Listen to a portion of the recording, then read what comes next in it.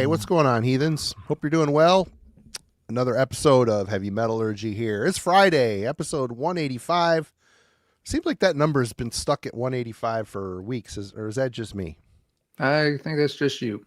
Okay, well, we're getting damn close to 200. Good to see everybody in the chat tonight already firing things off. Alan, it's good to see you. How you doing? Doing okay. It's been a bit of a wacky week, but the wacky week is over, so we can hang out for a while, have fun talking to folks in the chat, having fun hanging out with our guest. He's a returning guest, but I've rarely been on the show with him. We usually, don't show up at the same time, so it's going to be really fun to hang out with him tonight as well. I have one request to people in the chat. I'm hoping to catch the Tyson-Paul fight after this is done, so if we could refrain from saying who won, that would be sweet. I'm going to watch it either way, but yeah. No spoiler alerts for, no spoilers for Marty, for us, please. So he can enjoy the fight later. Yep. I'm going to sit there and watch that, but... Anyway, yeah, it's good to see everybody, and before we get our guest out here, we've got some house cleaning to do. We'll start off here. Mm-hmm. It's Friday, November 15th. We got new releases. We got a little batch of them here for you. Why isn't it working? Because I have to have this on. Oh, God, I am so not ready. Sorry, everybody. Here we go. Okay, we're ready to rock now. First up, we have Stu Marshall's Empires of Eden with Guardians of Time on Massacre. Full of Hell plus Andrew Nolan, Scraping the Divine on Closed Casket. Must be a Noise collab, I would imagine. I could be wrong. Next up, Furs, Cosmic Stimulation of Dark Fantasies on Devoted Art Propaganda. I had to put the guy's band photo on there because you know, go pop some wheelies with a sign in his hand. That'd be pretty cool. Iron Maiden Power Slave 40th Anniversary Edition on BMG. Look at that fancy ass vinyl. Very cool. This is my favorite cover of the batch. Just going to say it. Put it out there right now. Lionville Supernatural on Frontiers. Oh, man, that looks romantic. That must be a real ripper of an album. Mammoth Grinder is up next with Undying Spectral Resonance EP on Relapse. Fun name. Yeah. Primal Code, Opaque Fixation, also on Relapse. Star Chaser into... Oop, I screwed up. Oop, I've got these all wrong. Primal Code. We'll do it this way. Sodom, Tapping the Vein. I don't know how I got these out of... Oh, I skipped it. So yeah, this is like a long time coming for this reissue, isn't it? I believe people have been wanting this for a while, and here it is, finally. Here we go. Star Chaser, Into the Great Unknown on Frontiers. Oh, and by the way, the Sodom is out on Noise.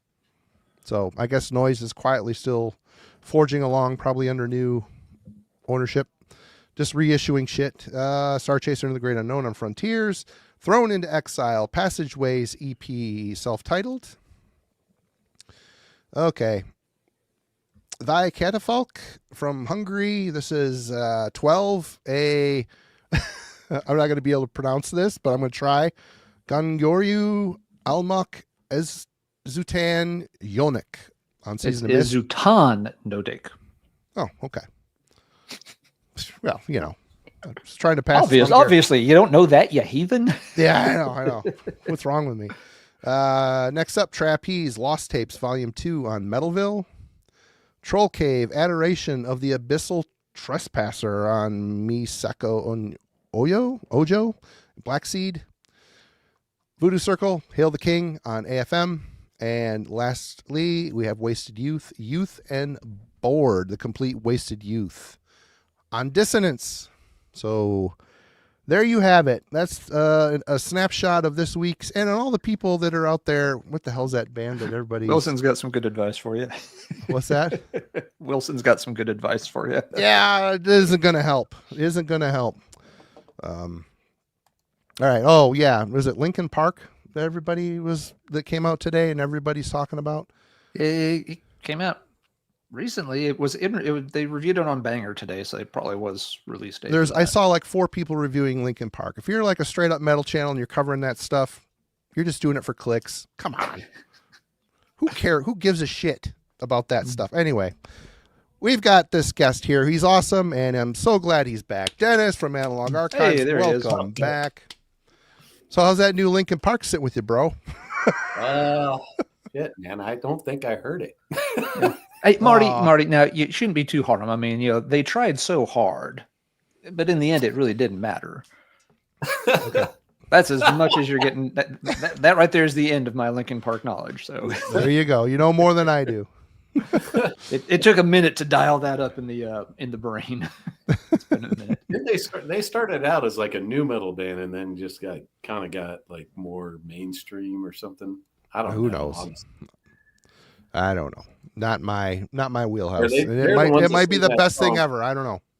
I remember I had like a thing I got, like a promo cassette, and I think it had one song on it, and I thought, all you Linkin Park fans call me out on this, but there was a song on there that said, "One close step to the edge, and I'm about to break." I think that's Linkin Park. Well, I've got a bad feeling that's Limp Bizkit, but if that's an understandable mistake if it is. It's one close step like to the edge, and I'm about to fall or about to break. I don't know. I'm pretty sure that's Linkin Park, but I could be wrong. I think you just basically summed up about a million songs from that whole era and genre with that one lyrical phrase. So I mean that era was more of just I don't know, man. It was like this kind of melding of metal and grunge and hip hop all together. I mean, people trying to come up with something new, but it just didn't really work. I mean, yeah, I like a couple like probably new metal songs here and there, but I don't know, man. It never stuck with me for some reason. Also, I think a new As I Lay Dying dropped today too, but I took that off the list because, again, who cares? I don't know. Who cares? I don't know, man. I'd rather listen to like new metal than like those weird emo metalcore bands like that. Well, yeah. I thought they kind of fit in the same realm, but I could be wrong. They do, but I'm just saying, if I was in a Saw situation with a contraption on my head, and they're like, do new metal or As I Lay Dying. I'll listen to anything if I'm in that situation. I don't care. I'll say I love it. And some of the shit I'm going to show tonight, it's going to be there. People are going to say, this guy has got no room to talk. Zero room. But whatever. All right, you're going to have that Limp Bizkit then. What's been going on, Dennis? Obviously, you've moved. Congratulations. Yeah. You're in the new homestead. How you been doing? Anything new coming on the channel or anything you're doing with Jeff coming up? Yeah, we got a Forgotten Metal Gems coming up probably in a couple of weeks with a bunch Those of are bands. Fun. Yeah. So we're going to do that. And I'll probably do another. I packed all my CDs. I want to do like another unboxing where I just like open a random box and like go through CDs because it has so much crazy shit in it that I'm like, what is this? I don't even remember owning this. But I mean, Marty can probably attest to this, but like all those promo CDs you got back in the day, like those cardboard slip cases, I have fucking shit tons of them. And I worked at a bookstore for a while, so the guy that did magazines saved me every CD from like Terrorizer and any of those Brutalica and all those like metal things. So I have shit tons of those promo CDs too. So it's crazy how many like promos I have. I mentioned this on the channel not too long ago. There's a box that sits right there. I can see it.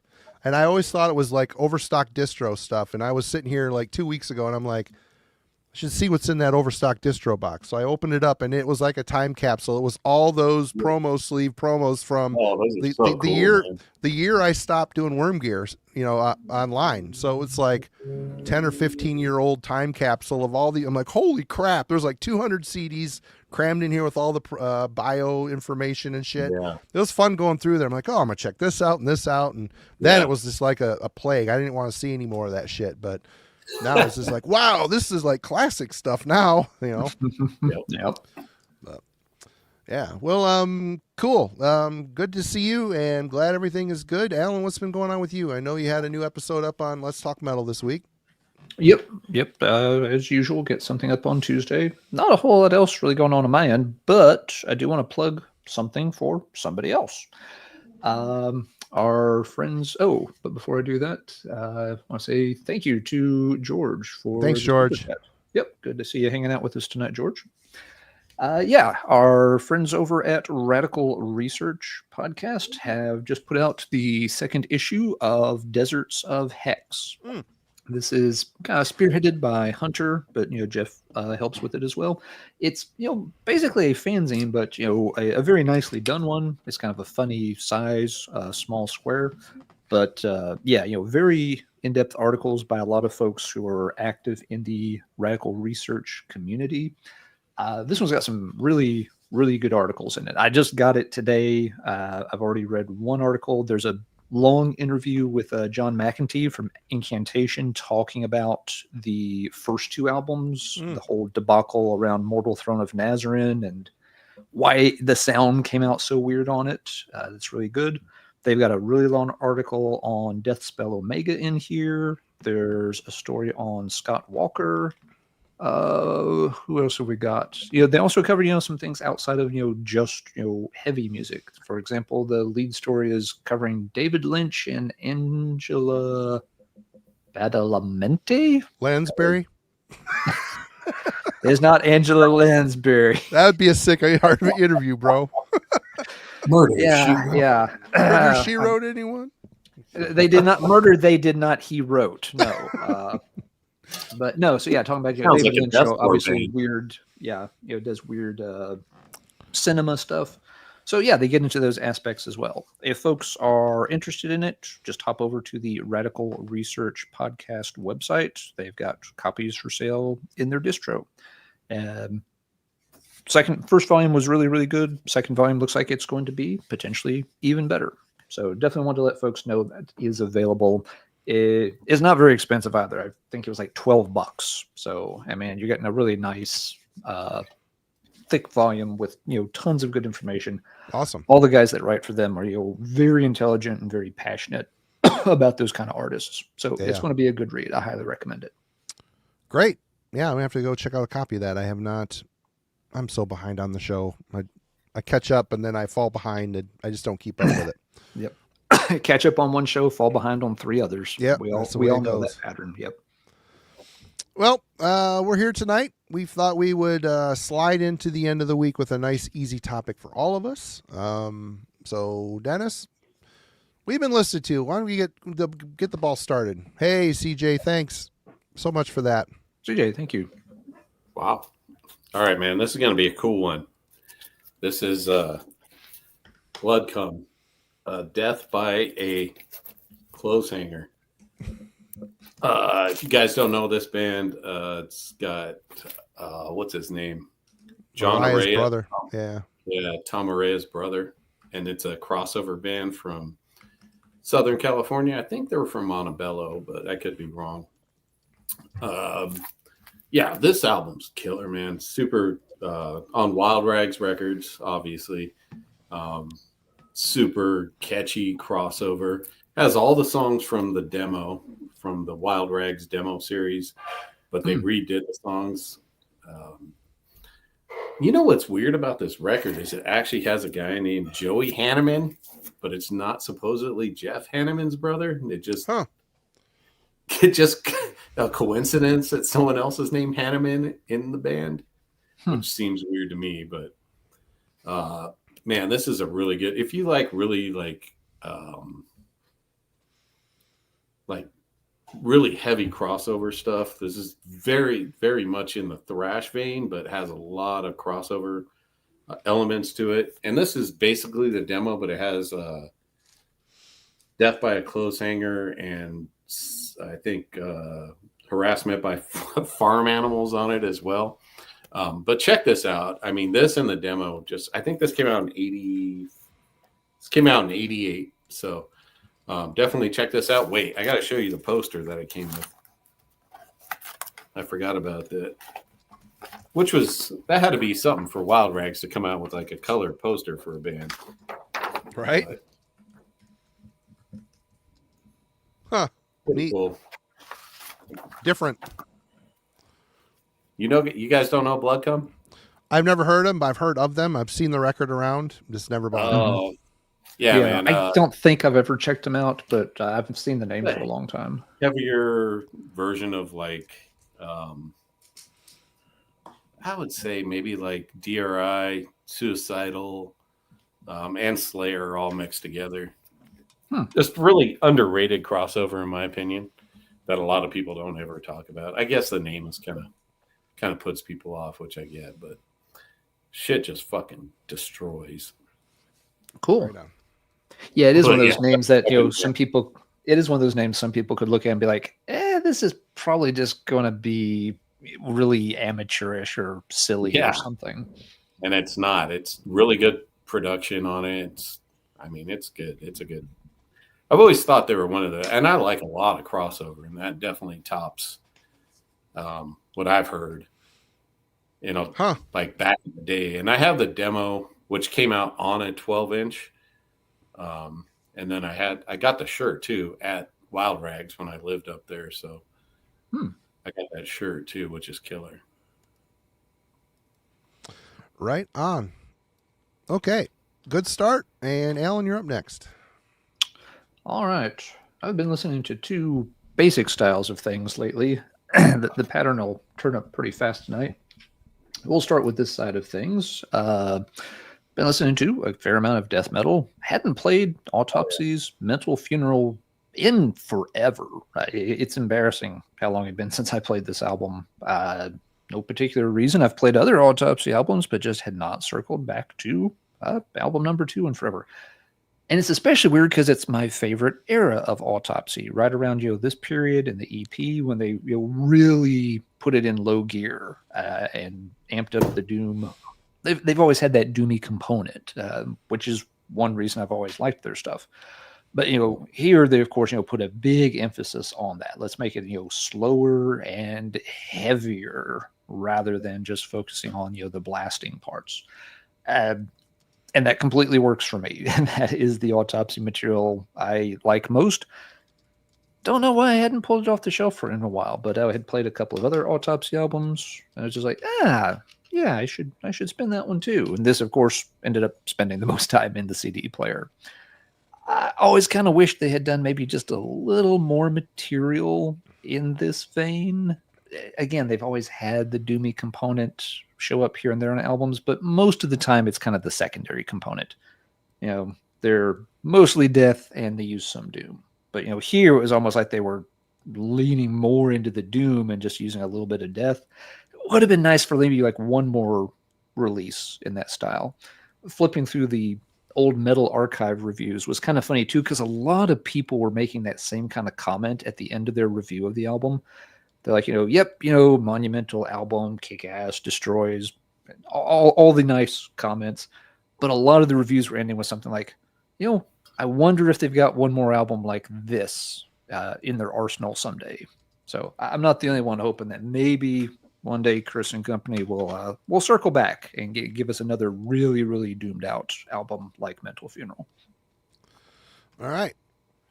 Well, I'm prepared to have hot garbage thrown my way, but there's no way if you're a child of the 70s like I am, bouts of nostalgia come and go. And usually when I'm feeling low or blue or whatever, that's when it hits the hardest. But I spun this record twice yesterday and I don't even feel bad about it.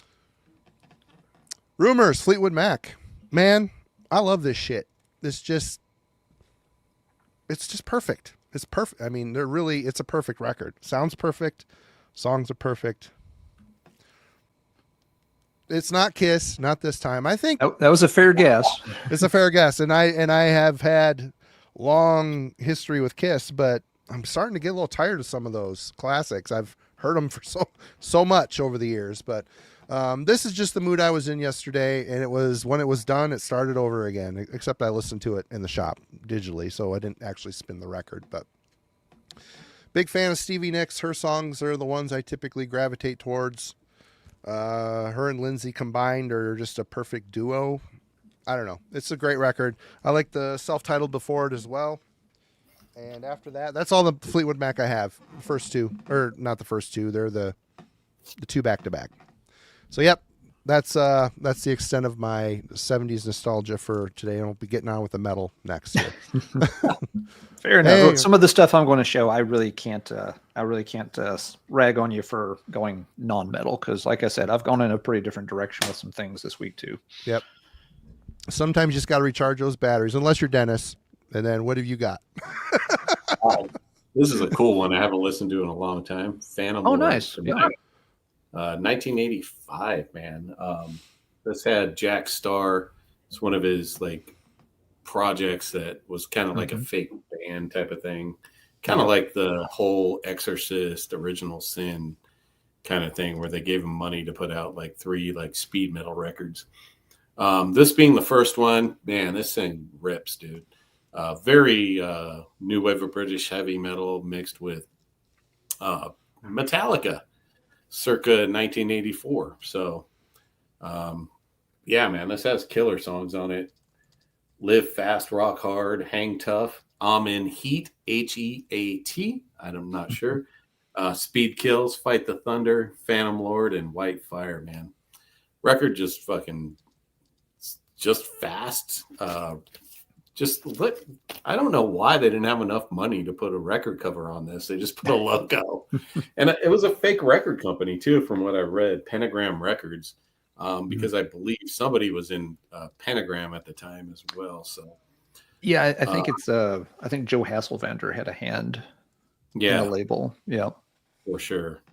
So, man, but definitely check this out if you like those two styles. It sounds to me, it sounds more like German speed metal, like Iron Angel or Warrant, one of those bands like that. It doesn't sound very American. It definitely sounds like a German speed metal record. So if you're into that kind of stuff, I recommend Phantom Lord.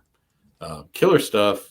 Production's okay, but it is what it is for 85. It kind of makes the record, honestly. So, but definitely check this out if you're into that kind of style. Sinner, another band. It sounds like kind of. Mm-hmm. Yeah, right. Very cool one. Yeah, there weren't many things put out on Pentagram Records. There's only like 5 or 6 releases, but they're all kind of decent. At least the ones I've heard. They were all pretty low budget affairs, like you said. I think the other ones did at least get covers. All right, Alan, you are up. But yeah, good pick with Phantom Lord. Okay, so we've established I've been listening to some death metal. The other thing I've been listening to a bit for the past couple of weeks is more kind of goth type stuff. Not goth metal, but actual more gothic rock. And what got it started was the new Cure album. It's good. It really is quite good. I didn't really know what. Yeah, they haven't done one in 16 years. I didn't even know there was a new record. The last song is a gut punch, man. It's so depressing. I had heard about it a while back and got interested, and then I kind of missed the release date, which I think was last week or 2 weeks ago. But yeah, it's called Songs for the Lost World, and it is extremely good. I was not a big fan of the self-titled album when it came out 16 years ago. I bought it on release day. I hated the stupid cover where it was, just a kid's drawing on notebook paper.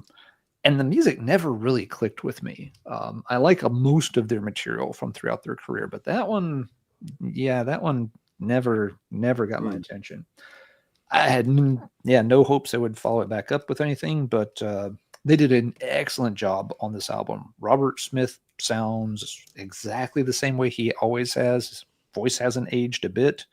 The production's interesting. There's kind of the songs, are written in different styles too. It's not like all the songs are just in one mode. They've kind of, tried a few different things here and there, but they work well. The overall atmosphere and stuff is still, of course, very sad and dreamy, like you'd expect it to be for Cure material. There's a big emphasis on endings throughout this, which I think is why this album is going to connect with folks in our general demographic. Robert Smith's 65, I think, at this point. Obviously hasn't done an album in a long time. Very good chance this is the last one they will do. And that's very much addressed. Almost every song is about letting go of things ending. Well, his brother just died. So I Yep. think a lot of it affected that. Yeah, one song very specifically, "I Can Never Say Goodbye," is about the death of his brother. So yeah, I mean, if there's a theme to this album, it is very much endings. And as Marty said, some of the songs are just beautifully sad. Marty likes the closer a lot. I think the opening track alone is just gut wrenchingly gorgeous and sad all at once. Like I said, some of the production's interesting on it at times. Like on the guitar, sometimes it's got a little bit more of almost a slightly buzzy, scratchy sound. I think it actually works. It keeps the album from sounding too much like older Cure material. It's not all clean and all pretty and ethereal like. You've got, some of the productions keeping it more grounded. Again, some of the songs go in slightly different directions, but it all works quite well. The one little thing that took me a couple of spins to get used to is a lot of the songs have relatively long intros. And it's not like the Cure's never done that, but there are multiple songs here where you've got to wait a couple of minutes before, Robert will start singing on them. So you get to that point, it's like, I guess this is going to be an instrumental track. And then after another minute, you're like, oh, no, it's not going to be an instrumental track. Okay. It they take their time letting the songs build up a little bit in the intros, but it works pretty well once you're used to it. So yeah, if folks are fans of the band and just haven't checked it out yet or weren't sure what to expect, I think it's a magnificent album. Couldn't be happier. And if this is the last studio material they do, they really, went out on a beautiful note. A sad, beautiful, gothy kind of note. Yeah. All right. Definitely check that one out. It's really good. And they just it's definitely worth it, Dennis. Yeah. I watched it. Go ahead. Oh, I was just saying, I rarely run out and buy things immediately when they come out. Most of the time, I'm pretty content to, I'll pick it up when I come across it. But again, I don't know if it was last Friday or 2 Fridays ago, but folks mentioned, oh yeah, that came out today. Literally like the next day we're out running errands. We announced on Heavy Metallurgy on Friday in the new releases. Yep. And it's just like, yep, well then I've got to, next day I was at the record store, just like, let's get a copy of it right now. There was no waiting on that one. I just watched, they did a live stream before or after the album came out, like a 3-hour long concert. They played the album in its entirety. Holy crap. I crying like 2 of the songs. I'm like, oh God. Oh, everything sucks. Yeah. Great. It was great performance. Anyway, great album. I need to get a physical of it yet, but I have been listening to it digitally. And okay, I'm doing this mainly for Logan, who has a hard time listening to the right album for Album Club. So next week we're doing Running Wild's Gates to Purgatory. I'm not going to talk too much about it. I've cracked the seal on it. I haven't listened to this album in a long time. Obviously, this is our debut album, full-length album, and quite a bit different sound than what they evolved into, although, they embrace the pirate-styled, more triumphant, more energetic. You can still tell there's elements of this in it. It still sounds like Running Wild a bit, but this was their more, I don't know. I don't want to say evil. And I don't know if I want to say black. At one point I would have said black metal, but I think Alan kind of let me see the light on that, where it's not necessarily black metal. But a lot of Satan love on here. Great songs. We'll talk about it for an hour and a half on Wednesday. So everybody check that out. And that's what I've been spinning on that. That's a killer one. Yeah, very, very good album. A little different from what came later, but still good in its own right. All right, Dennis. All right. One of my favorite comps, man. I just pulled this out this week and decided to listen to it again. It's the Wild Riders of Boards, the Thrasher comp. Wow. Don't know this one. Skate Rock Volume 3. This is just a badass fucking record, dude. Boneless ones on here. Christ on Parade, Septic Death, Beyond Possession, Corrosion of Conformity, Accused, and Gangrene. This is a crossover dream, man. Back when this came out, I think this came out in 87, 85. If fuck, dude, this is pretty old, but has a pretty cool. I mean, the Q songs are from the first record. It's got this really cool like insert in it from Thrasher. These are records I used to always get, these comps, these skate rock comps. I think I got them up until like maybe like 4 or 5 because they always had like the really good crossover bands on them that no one ever heard. Yeah, dude, the only bands I don't really care for on here is Slam and No Rules. Who names the band No Rules? But anyway, that does sound like Baby's first hardcore band. Yeah. Right. The second side, you have Septic Death, COC, The Accused, Beyond Possession, 2 more COC songs. What a Q song. Accused is Take No Prisoners, Splatter Rock, WCALT, and yeah, that's so there's 3 Killer. Accused songs, 3 COC songs, including What, Not For Me, and Chill Citizen, the first like COC record, Eye for an Eye. It has those songs from it. And Beyond Possession has Skater for Life, which is a really killer song.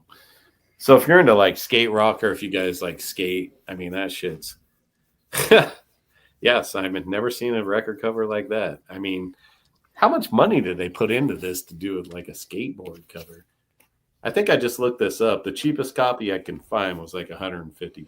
So Yikes. Wow. Pretty cool. But I mean, that's one of the best crossover comps. Besides the next one that came out after that, I think was Cleanse the Bacteria with the Pusshead cover, which is another really good comp. Okay. Oops, sorry, I'm trying to keep up with everybody here in the chat. All right, Alan.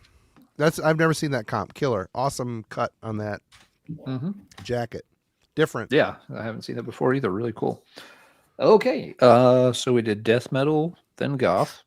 Back to the death metal stack. Picked this up kind of on a whim. You know, I heard a few reviews on it. Folks were saying it was pretty good. It's like, yeah, okay, sure. They're kind of local, so if nothing, I used that as a rationalization. Yeah, it's a local band. I'll pick it up for that reason. Like they need me to buy a copy of their record at this point. It's the new Nile album. The Underworld Awaits Us All, and this is extremely well done. Nile's not a band I've kept up with over the years. It took me a while to get into them, but I do like their early stuff, at least that I've heard. And yeah, they're kind of right on the edge of where I stop paying attention to like brutal technical death metal. If it gets any more brutal and technical than this, I'm probably out. But Nile toe the line just right where I'm still in. And of course, you know, there's all the crazy, you know, Egyptian stuff. The liner notes go on for, you know, pages and pages, which I like. I am the kind of nerd that will sit down and read through all that shit 2 or 3 times while listening to the album. But yeah, the songs on this are quite good. They're varied. The production's really strong. It feels like, again, you know, they're still, of course, they sound like Nile, but it feels like maybe they're doing just a little more melody and just a little bit less of the, you know, the brutal and technical side. It's still there. They haven't changed, you know, styles or genres or anything. Just, you know, like, you know, a little subtle shift. I think it works really, really well. The songs, it's an album that, you know, there's a bunch of songs on it. What are there, like 12 tracks? But, you know, a couple of are instrumentals. It plays through surprisingly fast. I mean, it's a normal length. I want to say it's like 43, 46 minutes. But I get to the end of it, I'm just like, wait, it's already over? Okay, let's just play it again then. You know, the material has that kind of, you know, build to it where you don't feel like, you know, some albums with that many tracks, by the time you get to like track 9, you're kind of like, okay, that's good, but it's probably time to wrap this up. No, this album all fits together really nicely. All the tracks are great. I'm really happy with it. I was surprised it was as good as it is. I didn't think it'd be bad. Of course, I wouldn't have bought it if I did. But I did not expect it to be this good. So kudos to Nile for, putting out a really, really strong album. It's always good to see bands, you know, well into their career like Nile, who aren't just phoning it in or aren't just, copycatting every other album they've ever done, but still putting out something that stands up alongside some of their old classics. Great band for sure. One of the best drummers in the business.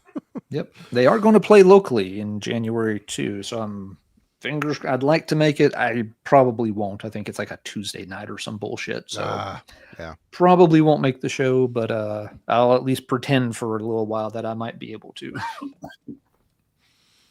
All right. Well, I went down with my kid this past Sunday to Grand Rapids to do some shopping. Bought him a bunch of stuff. But on the way there, my buddy S. Craig Zoller sent him a CD. This isn't this actual CD, but we did listen to this on the way down. I haven't spun this in a long time.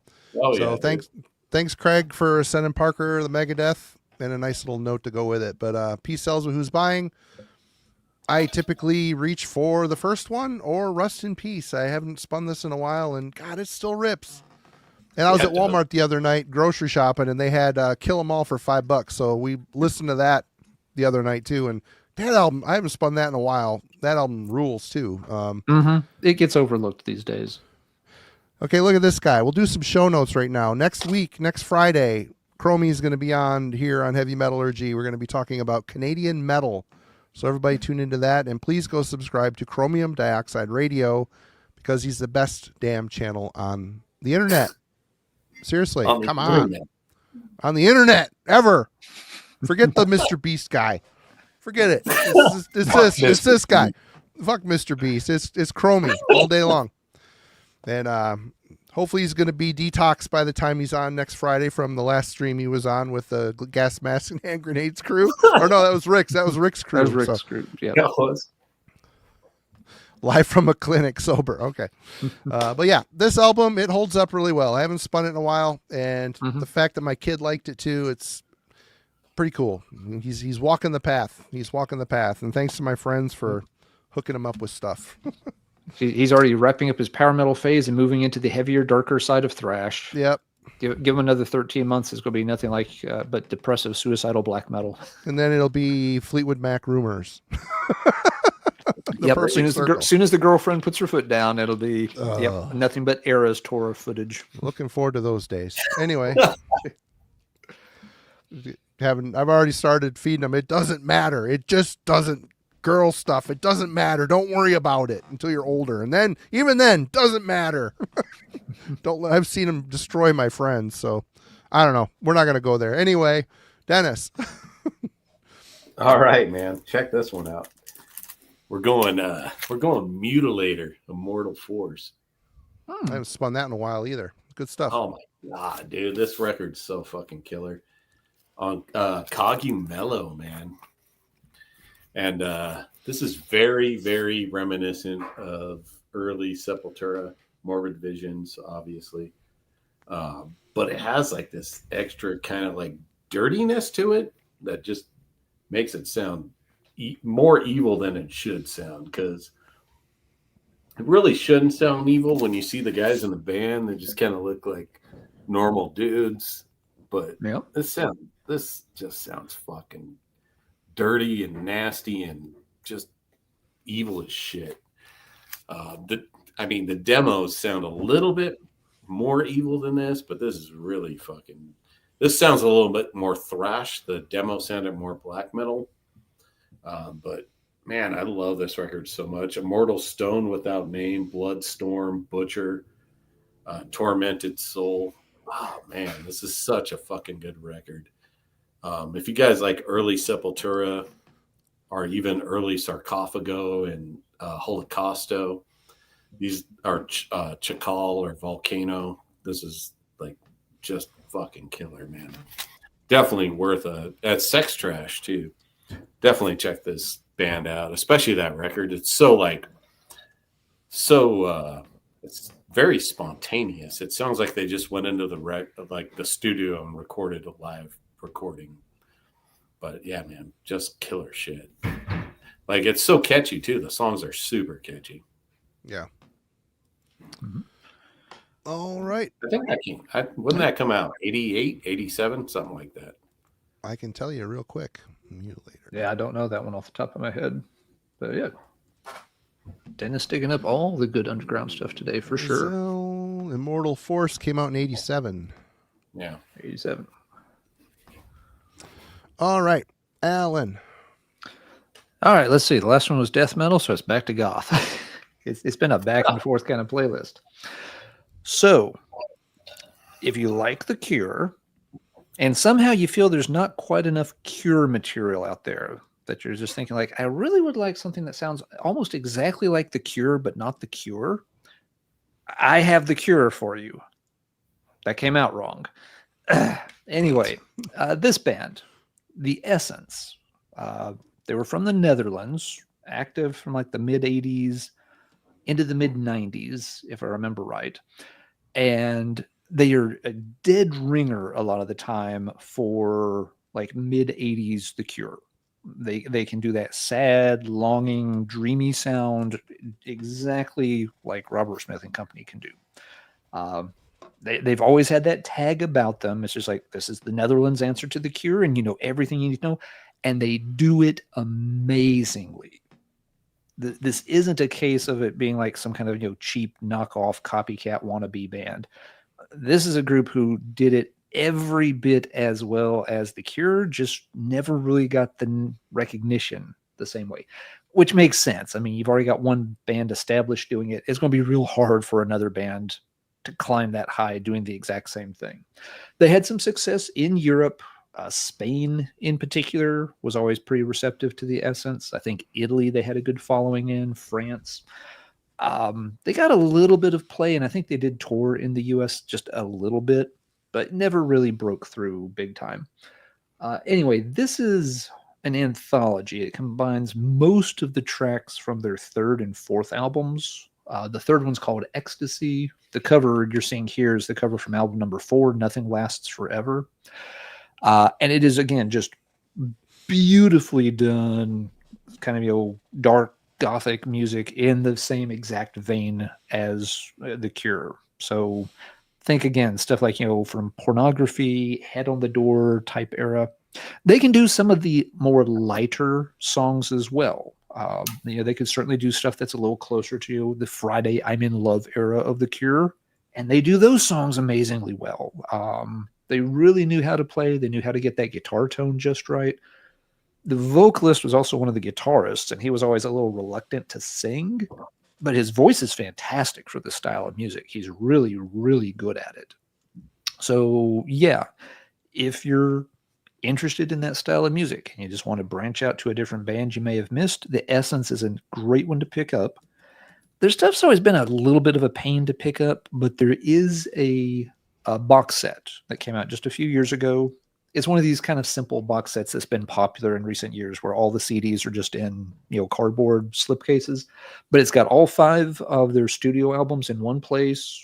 There's a, decent little history of the band written up by the vocalist Hans. So yeah, it's a really nice way to check out the band. It's not very expensive either. You can probably get it on Amazon for like under $30. So highly, highly recommended for fans of that style of 80s, gothic, post-punk, jangly type of music. The Essence out of the Netherlands. And all the albums are good. It's not like you can pick a bad one to start with. So you don't even have to worry about that. Pick any of them. You'll like it. Cool. All right. Well, now that there's a bunch of people in here, I'm going to reiterate the fact that I am hoping to watch the Tyson-Paul fight after the stream. So if anybody's watching it, refrain from saying who won, because please. I want to see it. But even if I know, I still am going to watch it. But I want to be surprised. No spoiler alerts, please, folks. Though I think we all know who's going to win. If not, I'm going to be shocked. Anyway, again, trip with my kid, and not that this matters. I'm using him as an excuse here, but you can't do a road trip without Halloween. So these are the 2 we spun, and lately these are the 2 I've been gravitating towards, to be honest. I am really glad I was patient with this album. This was always my least favorite of the Darius era, but I've come around to it. I love this record. King for 1,000 Years, Pleasure Drone. I love that song. It feels like a deep cut, but it's just a great song. Bunch of great stuff on here. 2 CD set. I just love the Darius era. It's just, what a great replacement for Kiska. And this one too. Mickey D on drums from Motorhead. He filled in the gap. Did a great job. Great album as well. Stupid ass cover. God, it's so stupid. There's such a long history of stupid covers, but just a little sign. Open your life. Never a Star. What a great... This album is full of bangers. And we got a promo for the live at Budokan, so I'm going to be reviewing that coming up. Just enjoy it. That's all I got to say. Dennis. All right, I'm gonna go cassette. I'm going with the Coroner Death Cult demo. Nice. Oh, cool. Oh man, this demo's one of my favorite demos that came out. It's so good. A lot of people think this is the original demo that came out, but this came out in like, I want to say 91 or something. I have the original demo. I don't know where it is right now, but it was self-released. But this is like a paper, it has like the sticker cover on it, and it's numbered. It's 250 copies, but I think this came out in like 91. There was also another another version from Nosferatu. They put out this demo too, but if you look on Metal Archives, they say this is the original demo that came out. It's not. But this demo is so good, dude. Obviously, Tom Warrior on vocals on this demo. Spectators of Sin, Spiral Dream. Every song is just a fucking banger. It's a banger. One of the best demos ever fucking made. Yep. And it kind of destroys the first record, in my opinion. But I disagree. That first record is so good. Oh, I mean, So it is. dark.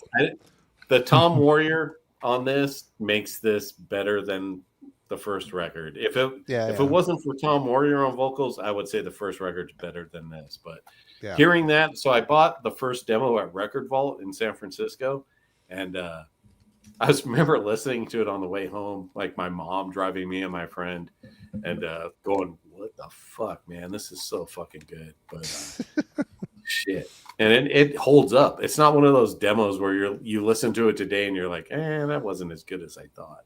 It definitely holds up. So, yeah, man. Coroner. And this is before they were like super technical too. But this and the first two records for me are Coroner. I mean, those are my favorite records. But I've been jamming that demo. I got to get it on vinyl, even if it's just a generic repress kind of thing. But I just have a bootleg CD of it from years ago, and God, it's so good. I haven't spun it in a minute, but it is so good. Yeah. Tom should have just moved over to Coroner for all the wreckage he created with Celtic Frost during that era. He put out some classics and then a bunch of garbage, and then end on a high note, Yeah. Logan, he's been told, everybody. Just one more time for visual aids, sir. This is the one. This is the one you're listed to. Right on. It's called Death or Glory, Logan. Remember that. Death or Glory. He's going to be so confused. You just have to listen to the first 5 albums just to make sure he's covered all the bases. Yeah, that's cool. No, and that's a good point about a lot of folks do think that's the original Coroner demo, and there is material from much earlier than that, which apparently is kind of hard to track down. I've never heard it. There's a demo from '83 actually that they put out. Mm-hmm. Yeah, which they mentioned it. Jeff and Hunter mentioned it on Radical Research. They did a Coroner episode within the past couple of months, and they mentioned both of them have had trouble tracking it down. That apparently it's not, even now with YouTube and everything, that some of that earliest demo stuff is not in wide circulation. So, and I'm pretty sure it's just like full trad metal stuff.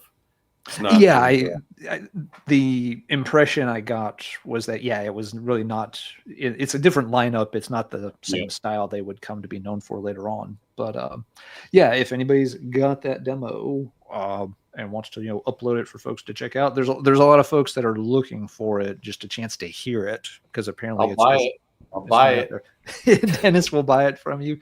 I'm sure some other folks would as well. So apparently that original Coroner. If you got that. You've got some money. You know what, dude? Sorry, Alan. Someone offered me $1,000 for the original Coroner demo. Like he kept like, come on, dude, just give it to me. I'm like, it's not about money. That's part of my collection, man. I'm not giving you that demo. But he got all the way up to $1,000, and I was like, not giving you the demo, dude. But isn't that insane that someone would offer $1,000 for a fucking cassette tape? There's no guarantee it still plays good. It could have got the crud to it, you know? Right? Yeah. That's always the thing with demos on me. Obviously, if we're just being objective, yes, paying that much for any piece of music can be seen as pretty crazy. But for me, offering that much for a cassette that you might not actually be able to physically play and listen to without it just absolutely falling apart, I can't collect demos. I just can't collect cassette demos. It's not for me. It's cool that other people do. I'm not going to play this. I'll just listen to it like on YouTube or something like. But because you never know what the tape deck's going to do. Exactly. Exactly. You can have the nicest tape deck on the market, and you can hit that play button, and 5 seconds later, it is destroyed. Yep. Just imagine paying $1,000 for that tape and getting it in the mail. How big that orgasm is going to be, right? And then to have your tape deck eat it, like, oh no, yeah. Your tape deck eating sound was exactly the same as your orgasm sound, Marty. Well, you know, that's the same thing. That's right. I'm just saying that's an observation. These days, you know, whatever, it could sound like anything these days. Like Philip says, never trust a tape deck. Never trust a tape deck. All right, Ellen. Okay, the last one was goth. Back to the death metal stack.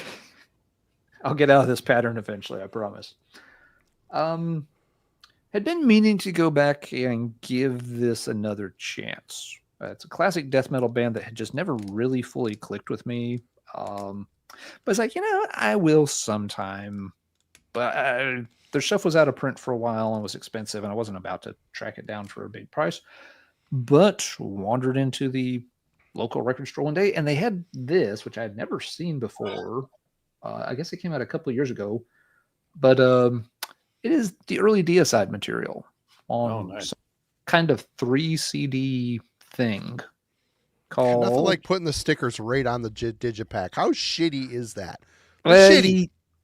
Yeah, but if you don't, people will sit there and will take the price tags off and switch them to other things and all that. So, and theirs are pretty easy. This store's stickers are pretty easy to remove as long as you don't leave them on there for eternity. Yeah. But yeah, Crucifixion, the early years. So it's got the self-titled album, the second album, Legion, and the Ammon demos.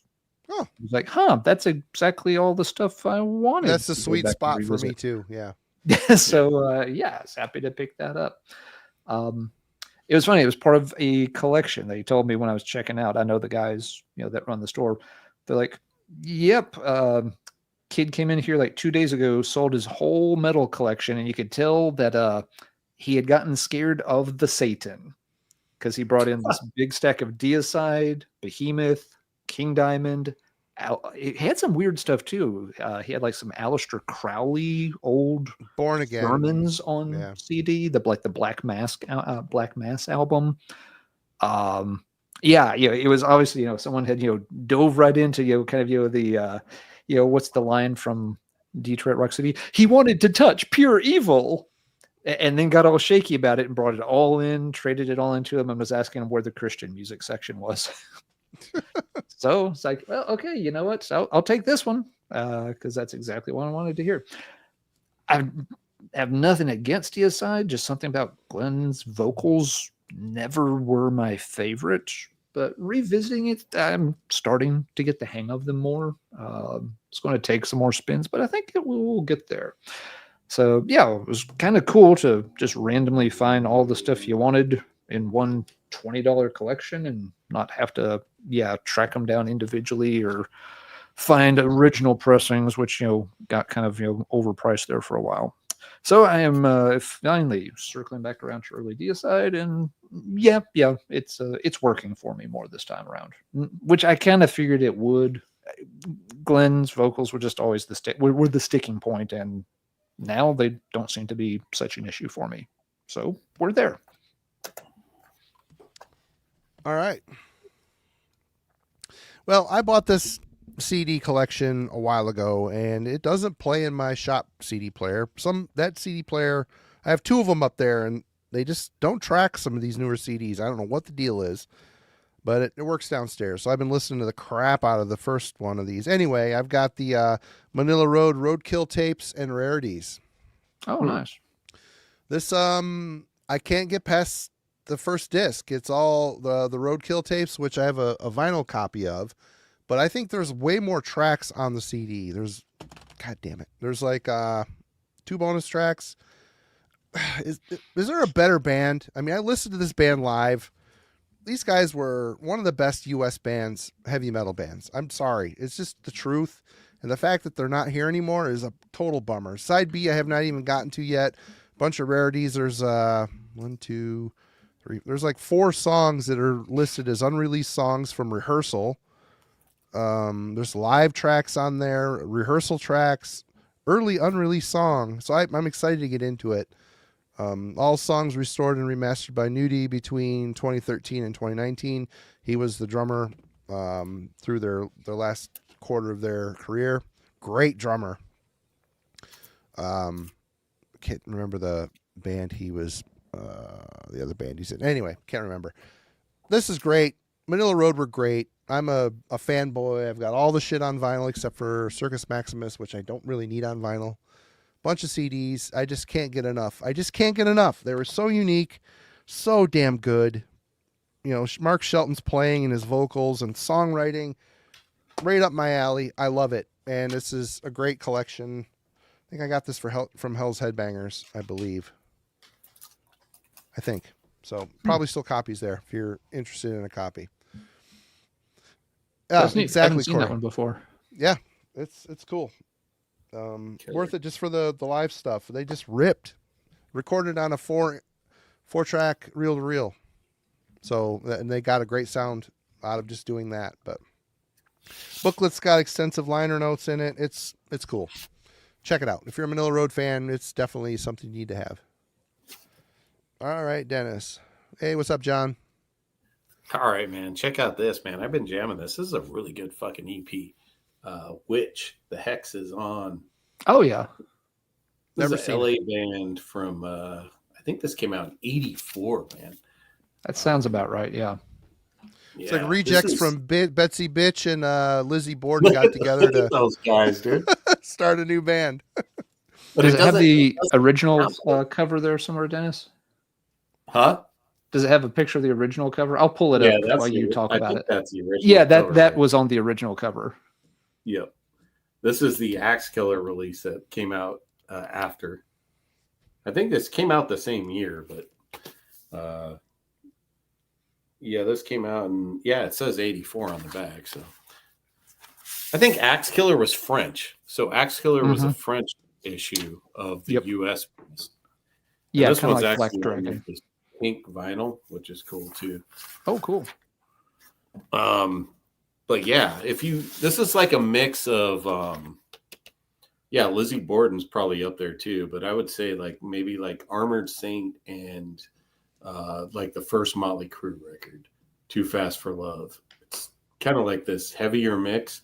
They look like total glamours, but they played with like Metallica and like the early thrash bands in LA when this came out. So they were one of those bands that played with all those bands.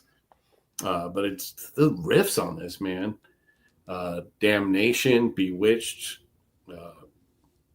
Cinderella and Black Leather is a really good song too. Just heavy 80s metal. If you like early Wasp and stuff like that, definitely check out Witch.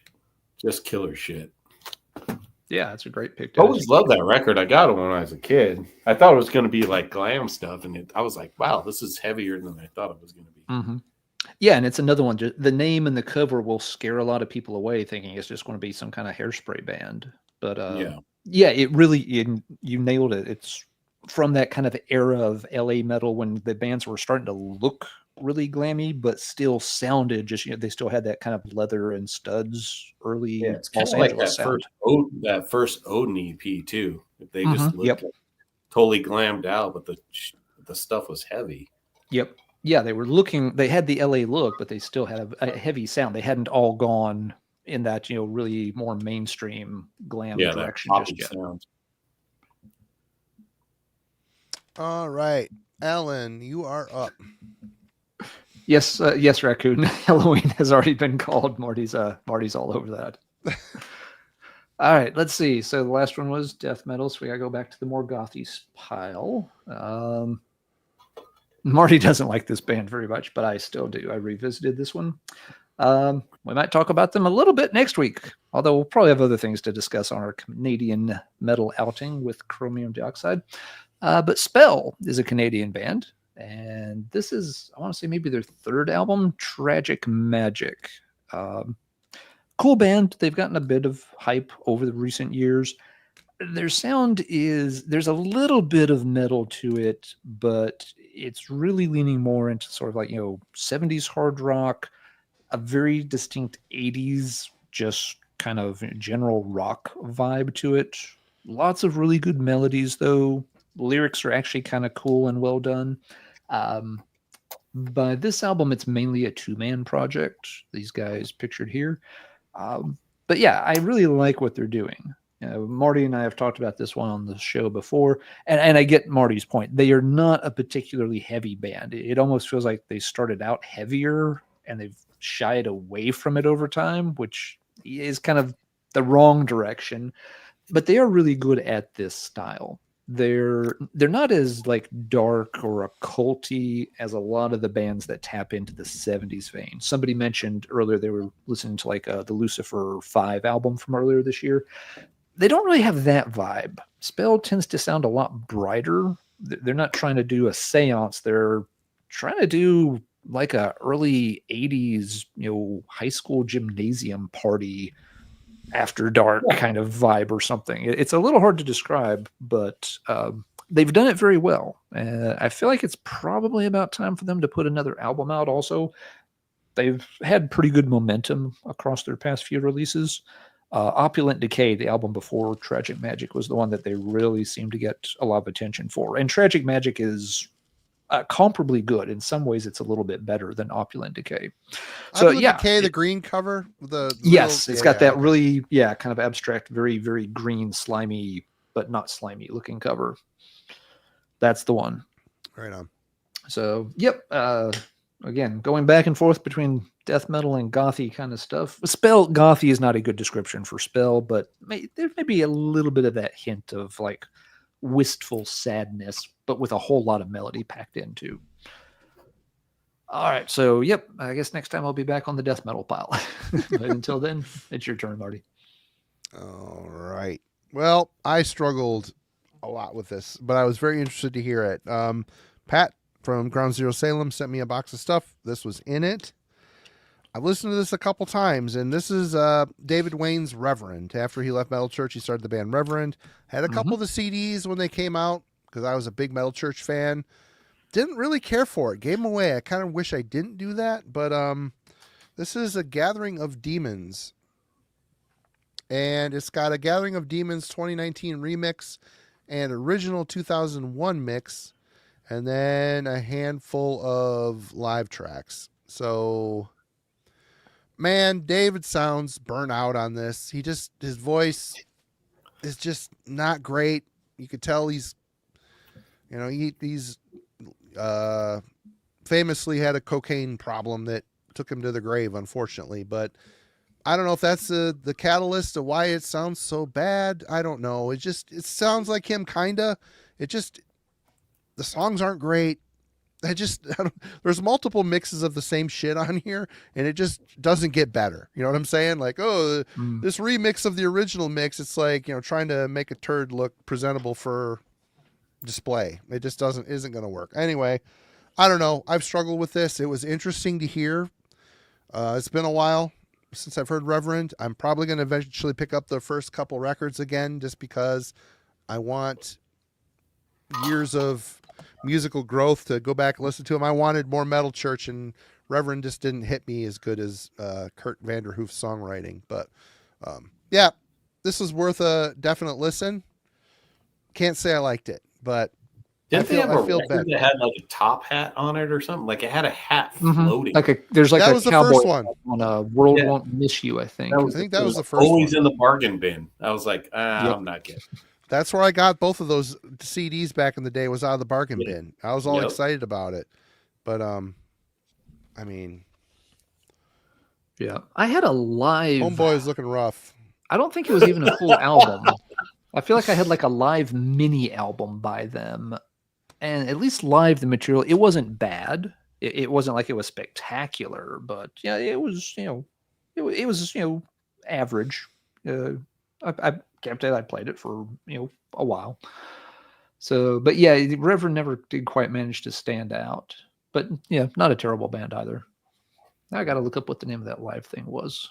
I'd forgotten all about that. It seems like that I had that. The first one with the hat in the graveyard around the brim of the hat. I don't know. The hat, the cover was stupid. Has The a little bit album of like a wasn't great. westerny look to it. If I Stupid. remember right. Why? Yeah. Yeah, World Won't Miss You is the one with the cowboy hat kind of vibe to it, which, yeah, not a great cover.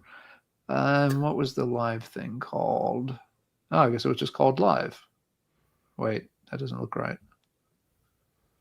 Maybe I had a different live thing. It doesn't matter. Yeah. Regardless. Rest yeah, in peace, an David okay Wayne. band, but yeah, not a spectacular band. No. And Heretic. That's another band that had the guy that went out, and I can't remember his name all of a sudden. Brain fart. The guy that went from Heretic to Metal Church. He killed himself. I know. Yeah. He was better in Metal Church. Yep, my kid has been spinning a ton of Judas Priest, so there he is. That's my kid. Hey, Parker. All right. Cheers, Parker. What you got? You're up again, Dennis. All right. I haven't done any death metal, so we're going to go with this band I've been spinning a little bit. It's Bloodsoaked from Mexico. This came out in 1993. It's a cassette-only release. It's been re-released now. It's got a really cool cover, kind of. But man, this is really, really good.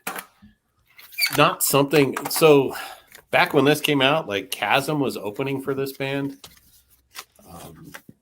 It's pretty cool. Thanks, Tony. Mike, how? Why was that lost in my brain? Anyway, Same here. God, I mean, pretty good. interesting layout to that is for like a early '90s band from Mexico. That's a really cool. On the back too. It's like an independent release in Mexico too, but oh man, this album's really, really dark and heavy. Imagine I would say Obituary mixed with Morbid Angel and Mortuary, and maybe a little bit of Swedish death metal too, like Grave or Entombed as well. They had all that going on into this one sound with some doomy stuff and some keyboards here and there. But man, this record is so good. If you guys haven't heard this, man, if you like early 90s death metal, definitely check this out. It's like I said, it has a re-release, so you can probably get it pretty easy. But man, shit just crushes, man.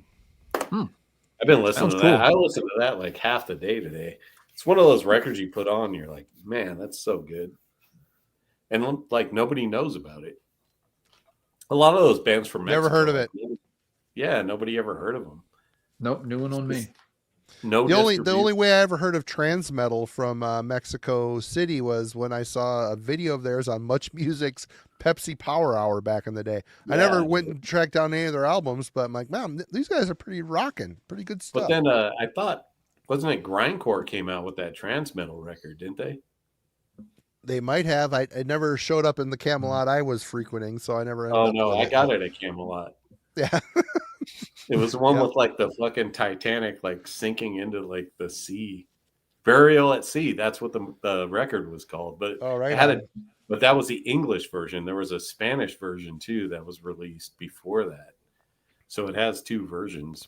But I'm pretty sure Grindcore put the Burial at Sea version out. I could be wrong, but I'm pretty sure it's on Grindcore Records. Could be on Pavement. Those two go together for me. Yeah. Yep, Dennis always brings the cool shit for sure.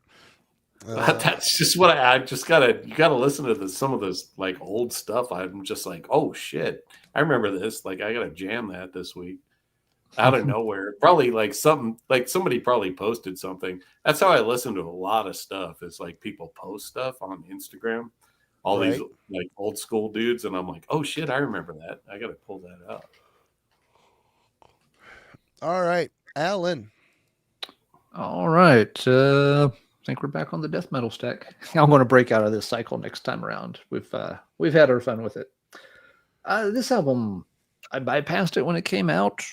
It was one of those things I always meant to buy, and you always found something a little better at the store that you wanted a little bit more, so I kept putting it back.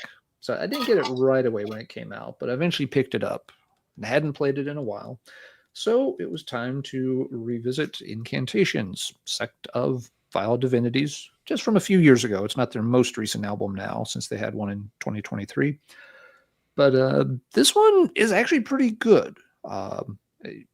It focuses more on kind of the slower, doomy side of Incantation, which is the side I like the most. You know, obviously they go back and forth. They'll do, you know, the faster, blasty parts. They'll described it sometimes in interviews as like falling off a cliff and go into those, you know, really slow doom parts. But Sect overall, to me, feels like there's maybe a little more emphasis on doing the slower, more menacing, doomy parts. And that's what I will always gravitate towards on a band like this. I mentioned it earlier tonight with Autopsy's Mental Funeral, same way. So, yeah, I'd kind of forgotten that the album did that. And so it's been cool to go back, spin it again, be like, oh, yeah, no, this one was actually pretty good. It just kind of got lost in the shuffle for a while. But I'll be spinning it a few more times before I put it away. Again, Incantation's another band. It's cool to see that they've always kind of, you know, soldiered through. They've had albums of, you know, some albums are better than others. I don't know if any of the albums are terrible, but there are some that I really don't ever reach for, to be honest. There's just so many. And there's not much deviation from the plot, you know, which is fine, exactly, which is great, but yeah. Yeah, they are one of those bands you get to the point where you feel like I probably just have enough of their albums. What are the odds I'm ever going to want to pull the 6th best Incantation album off the shelf? That's what you run into. Yeah. It's not that it's a bad album. It's just that there's 5 other albums very similar to it, and I could play one of those instead. But I have enjoyed going back and playing this one lately. So yeah, good Incantation on a little bit, you know, more of their slower, doomier side. So if, like myself, that's the version of their music you prefer, and you missed this album, it's a good one. So that is my pick for this round. Simon, Sect of Vile Divinities. Simon mentioned it in the chat, but I was going to say that album I like. I think musically it's really good, but I don't like the production. It's really clean. It was mixed by Dan Swano, and it just had a weird production, too slick for Incantation. Simon called it sterile. I call it slick. I don't know. I think we can meet in the middle there. That it's probably the same thing we're hearing. But, yeah, I think you're coming at it just from 2 different directions, but you're arriving at the same point. Yeah, for sure, it just like. It kind of deterred me from going back to it too much. But yeah, the follow up, the last album is pretty good. I liked it. Yeah, no, the follow-up album is good too. Now, see, that's another one. I kind of did the same thing with that album. Heard it a couple of times when it came out. So I was like, yeah, this is good. And I haven't circled back to that one either. So maybe when I'm done with this one, I'll pop that one back in the player too. Incantation, it seems to, I get in that pattern with them. I'll play them once or twice, be like, yeah, that's good. But they don't always stay in the player very long at any given stretch. It's just, it's tough. I mean, the newer stuff, I respect him. I love those riffs. I love what he's doing. And the new shit's good. It's hard for me to get, you know, anything past Diabolical Conquest, one of my favorites. First 2 albums. I mean, the first, Golgotha. I mean, one of the creepiest, most evil sounding death metal records ever. You know, back in the day when I heard him, like, oh, this production sucks. But it was just because I was dumb. You know, once you get used to it and listen to it, it's like, it's not bad. It's just evil. I don't know, something about that. It's just, it makes that album creepy as shit, and it's hard not to want to go there. And I might listen to this slicker new Incantation where it's just John, or I don't know. I don't know. It's tough. It's a tough place for these legacy bands to be, man. It just is. Nothing can beat the 7-inch, the 2 7-inches for me, man. Oh, he's that guy. That guy. Oh yeah. The rehearsal tape when he was 12 years old in his bedroom. Dude, those 7-inches are so fucking good, man. They are. I have Deliverance of Horrific Prophecies on 7-inch. I do not have the Entrapment of Evil 7-inch, unfortunately. The Entrapment is so fucking good, man. Yeah. Yeah, but no, you've got a good point, Marty. I mean, they ended up on Onward, but still. Yeah. Like, oh, sure. Yep. But yeah, no, Marty, you're exactly right. With a lot of these legacy bands, they get stuck. It's like they're doing exactly the thing they're known to do. So you can't really complain about it, but it can be hard to get as excited about it when it's the 10th or 11th or 12th album that they've been doing that. And I mean, just from my own point of view, we're just starting to write our third record, and it's like, damn it. It's like you get to thinking, is this going to be as good? I mean, we have a couple songs. Are they as good? You're worrying about it. And I can't imagine being 12 records down the line. It's like, oh, whatever. Mm-hmm. Do you go into it like, whatever it is what it is, I don't know. Got one word for you, Marty. Saxophone. Scissor kicks. Leather pants and scissor kicks. Now, TJ can break out the saxophone, do a little interlude soloing there. Tap into that Rivers of Nile kind of vibe. You guys will blow up crazy big. We start doing a leprous thing. He can put on a sweater, and we each have a hairless cat we could stroke when we're recording. Be sweet. All right. If you can teach the hairless cat to play the saxophone, got there. We will be kings of avant-garde. Marty, my friend, you get that one for free. Right on. All right. Next up, I'm sure my kid's not watching. I can hear him hollering and yelling with his friends, but he hasn't heard this one yet. And again, Zoller sent me a bunch of CDs. Halford's Resurrection. I've never heard this record until recently. And damn it, it's good. It's good. Dude, it's that shit rips. I love that record. It's fine. I put this thing on and I'm like, God, this is like the follow-up to fucking Painkiller. That's a badass record. Say things we can't take back, but no, it's got the same vibe. It's the same energy to it. It's aggressive. It's a more modern sounding aggressive Judas Priest. It's good. I've listened to it a bit, and the kid hasn't heard it yet. I'm sure he will like it, but I was surprised. I don't have any fight. Some of the fight I've heard is pretty good too, although that's a little bit more Pantera-ish. Am I wrong there? No, you're not wrong. The first fight album, War of Words, is decent, but yes, it's got that early 90s Pantera vibe. You stay away from the second one. Oh God, stay away from the second one. But yeah, this was a nice, pleasant surprise. It kicks ass. I thought it was really good, especially the first song. The first song rips. Yeah, it's fantastic. No, I agree. My only little thing, the little asterisk with that album in my brain, it has always kind of felt to me like that album was Rob trying to re-audition to get back in Judas Priest. I don't disagree, Alan. I think you're right. Yeah, it felt it's like not a bad thing. His return to metal. You know what I mean? Like, I'm a metal guy. Yeah, especially after like the second Fight album and the 2 project, it kind of did feel like, hey guys, I got my true metal street cred points back. Yeah. Can I come over and play? Because I know that Demolition album ain't doing shit for you boys. And so it worked out well for everyone. It's funny. I was just watching a recent Devin Townsend interview. He's got a new album out, Power Nerd, and he's doing the review circuit online. And apparently he was asked back in the day during the whole Judas Priest lineup changing to try out for Judas Priest. I don't know if that was vocally. I'm assuming that was vocally, or was it for guitar? I have no idea. Probably vocally. But man, that would have been a weird. I mean, he would have crushed it, I think, but it would have been weird. And he basically said the only thing I could have brought to Judas Priest was another bald guy, which is pretty funny. But yeah, I mean, can you imagine if? I'm glad they took Rob back because it could have been really weird with Devin Townsend. Anyway, that would have been weird. I don't know how to process that, to be honest. He can sing. I mean, he's got an amazing voice, but it would have been weird. But yeah, trying to put him into that. Yeah. There is, according to the infinite universe theory, there is a world out there where it happened. Right. I can't quite see it though. Well, there was also a world out there where there was rumors that they were asking Kiska to try out for Maiden. Yeah, that would have worked, but it would have been weird. A German in Iron Maiden, that would have been weird. Yeah, that would have come closer than Townsen and Priest. That would have come closer than Blaze Bailey. Poor Blaze. He's such a nice boy. Such a nice boy. But he was giving an impossible task, and he didn't have the tools to make it work. Yeah, he couldn't. He just didn't have the voice to do where Dickinson could do the Diano stuff no problem. Yeah, he couldn't do the Dickinson stuff, especially on a world tour.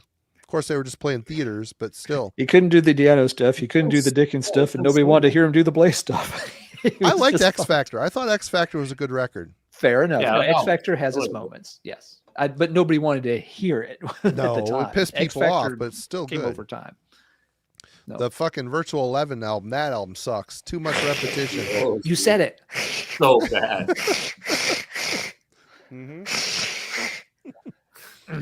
Sorry, everybody. I'm full of cold medicine or sugar or something tonight. All right, Dennis, you're back. We got off track there. Sorry, it's all good. What do you got? All right. We're going with another classic that somebody brought up this week, and I was like, man, that's a really important record for me. Accused, Grinning That Like an album Undertaker. Rules, except for the rap song, but it still rules. God, I love that band. Dude, the rap song's killer. It's not bad. It's not bad. It still pissed me off when I heard it for the first time. Oh, yeah. Back in the day, it was bad, but now I appreciate it more. I'm like, wow, he actually has some bars on this song that I didn't really appreciate when I was a kid. But, man, dude, Bullet Ridden Bodies, Corpse Walks, M is for Martha. Oh, my God, dude. Boris the Spider cover, rules. Oh, so good, dude. This record's just probably one of the best. I mean, it's way more metal than the previous Accused records, but I felt like they had more time to write songs on this record because the songs are really well written, really catchy. I actually saw them on tour on this record. Got a funny story because me and my buddy went to San Francisco to see them, and we get there and they're like, yeah, it's sold out. We're like, what? The Accused is sold out? So Poison Idea was opening for them, and apparently they it was a big crowd for Poison Idea. It was the only time I ever bought scalp tickets from somebody. We paid $20. We're like, we got to pay $20 to see the Accused? That's crazy. But yeah, it was worth it to see him on this tour. Man, killer fucking record. Still holds up to this day. The guitars are just crunchy as shit, man. Tommy is apparently an asshole, but man, he is a massive riff writer. That guy is a riff merchant. Right? And Blaine's vocals are just top notch on this record, man. Definitely. The comeback album of Oh Martha, that thing is amazing. What a comeback record. Holy shit. Yeah, dude. Just killer. But yeah, one of my favorite records. Came at a crucial point in my life, so it's always important to me. But man, love this record. Just killer, especially because it was kind of like when crossover is kind of dying. And I think Tommy went on to do Grunt Trunk or something like that. Grunt Truck. Yeah. Oh, forgot all about that. Yeah, but this record, man, just killer. I love that band. That is my be all. That's the end boss of crossover for me. The Accused are amazing. I love that band. What a great band from start to finish. Great. After Blaine left, they got the bass player from Burning Witch to sing. He tries to sound like Blaine, man. That album they put out just isn't good. It just I struggled. I struggled with it bad. What is that? Accused AD or something? Or Blaine went off to do Accused AD. That's Blaine. Oh, okay. The Accused is still Tommy, but they put out an album after Blaine left with the bass player from Burning Witch on vocals. Wasn't very good. Wasn't good. Just not the same. Metal Kev, Blaine does he does Toe Tag, and he also does Accused AD, which is they go out and play I think they put out a EP of new stuff. It's got like old members, like the old bass player for the Accused. It's got some old members of the Accused, and they're doing this tribute to the Accused type of thing. But it's tough to not be the Accused, and not have Tommy, because he's such an amazing riff guy and guitar player. But you can't have the Accused and not have Blaine. You just can't. It's just not right. It's not right. I have that Toe Tag CD too, but Blaine's not on the CD. He's on the demo, I think. I've got a 10-inch or something that's got him on it. I have a 12-inch and a 10-inch. I think he's on both of them. I bought them from him, so it had to be. Yeah, he had to be on. I would think he was on it. I mean, when the Toe Tag CD came out, he was out of the band already. He was already in Accused, so. He was also in an old punk band back in the day called the Farts, which is, I have a couple CDs by them. Mm-hmm. It's really good. It used to have Duff McKagan on bass from Guns N' Roses fame. He was in the Farts for a while up in Seattle before he moved. That. Yep. Those are two CDs that are great. It sounds like more of a punk band with Blaine singing. It's awesome. It's really good. All right. Yeah, we got a tangent there. I dig me some of the Accused. Get it? I should pick that for album club one of these nights. That's a fun fucking band. Well, that would be a good album club choice. What's that, Dennis? Make sure I'm in that. You want in on that? Well, I'll let you know. Invite Dennis in for a special guest. Absolutely, yeah. Special guest. All right, Alan. Yeah. I'm trying to remember what it was. One of the very first metal albums I got at a record show or something. What the heck was it? It was an old Combat pressing of something.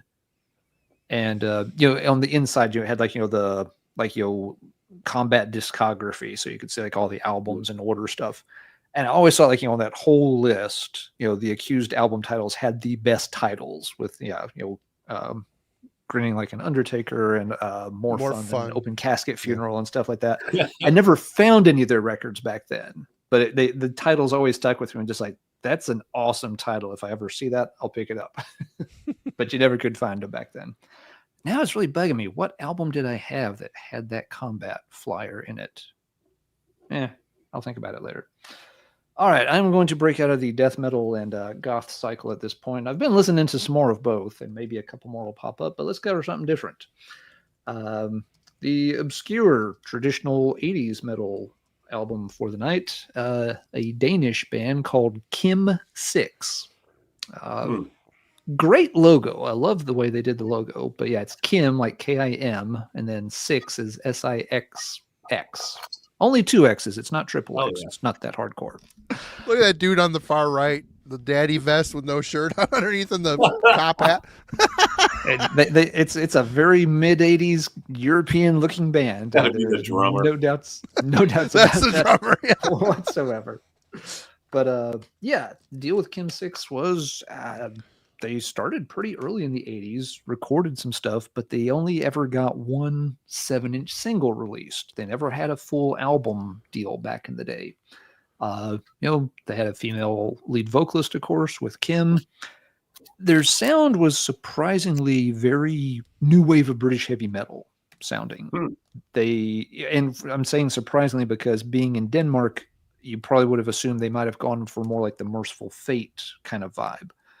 But when you listen to the music, it's like, nope, this is dead on like Raven worship on some of these songs. I'm pretty sure they've stolen some riffs from Raven tracks. If I wanted to sit down and line them up, I'm pretty sure I could find a few.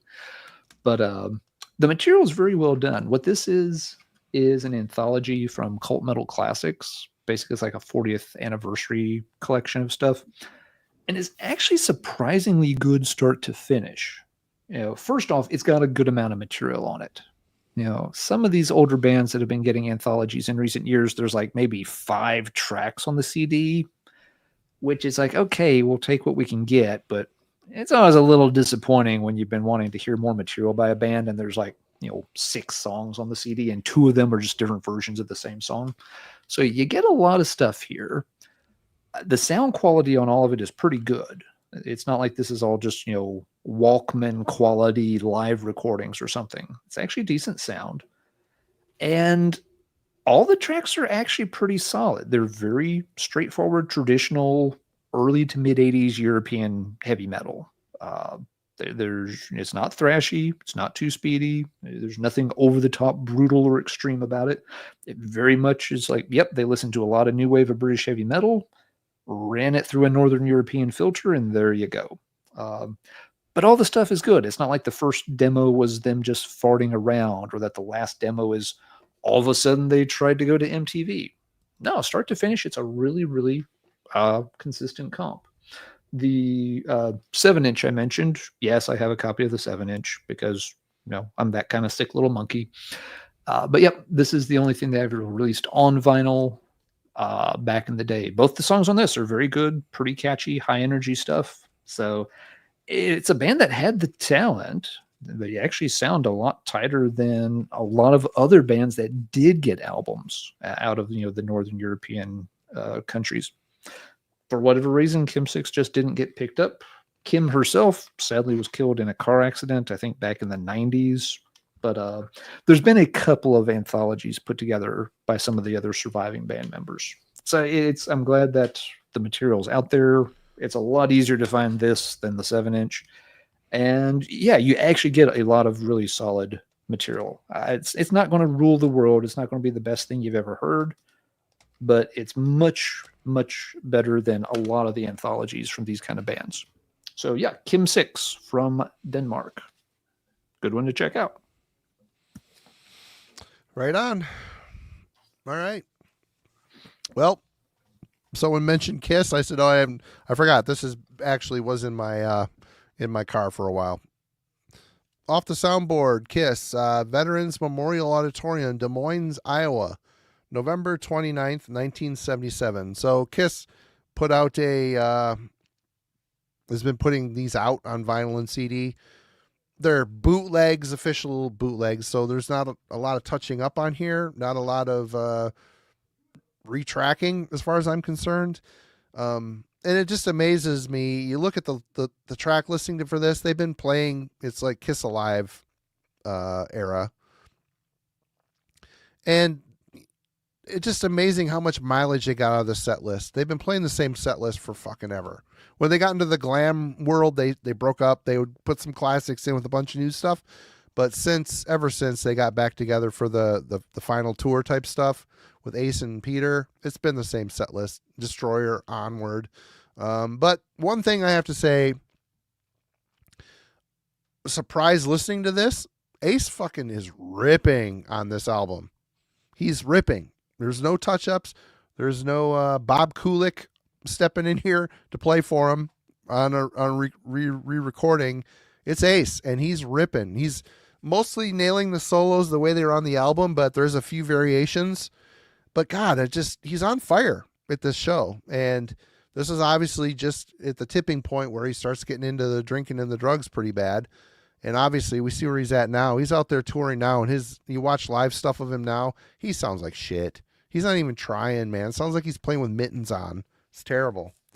But yeah, it was cool. Zoller, this came in a box of stuff Zoller sent me. And of course I'm a Kiss fan, so I've been driving around listening to this a bit. And I'm pretty sick of a lot of these songs. I mean, you got, King of the Nighttime World, which is a cover, I Stole Your Love, Ladies Room, Firehouse, Love Gun, Let Me Go Rock and Roll, Making Love, Christine 16, Shock Me, I Want You, Calling Dr. Love, Shout It Out Loud, God of Thunder, Rock and Roll All Night, which I never need to hear that fucking song again, Detroit Rock City, Beth, God, who cares, and Black Diamond, which is a banger. But this is the same set list they ended on, basically. And yeah, it was cool to hear it. These soundboards, you see them on vinyl, they go for quite a bit. New, which is lame because there is nothing to this packaging. They're like, they phoned this shit in, and they all look like this. But anyway, yeah, if you're a Kiss fan, they're cool to hear. Yeah, Kid Ace was a good guitar player. He let the rock and roll lifestyle take over his progression as a player, which is a bummer. But anyway, Dennis, you're up. Talk a lot because I gotta pee. I'll be right back. You're muted. You're muted. Nope. All right. Come on, rookie. Get it together, rookie. I'll be right back. Canadian thrash band Aggression This was Forgotten Skeleton. This was a record that was actually never released. It was supposed to be released on New Renaissance Records. They did a demo. If you listen to all those New Renaissance comps, Aggression's always on there.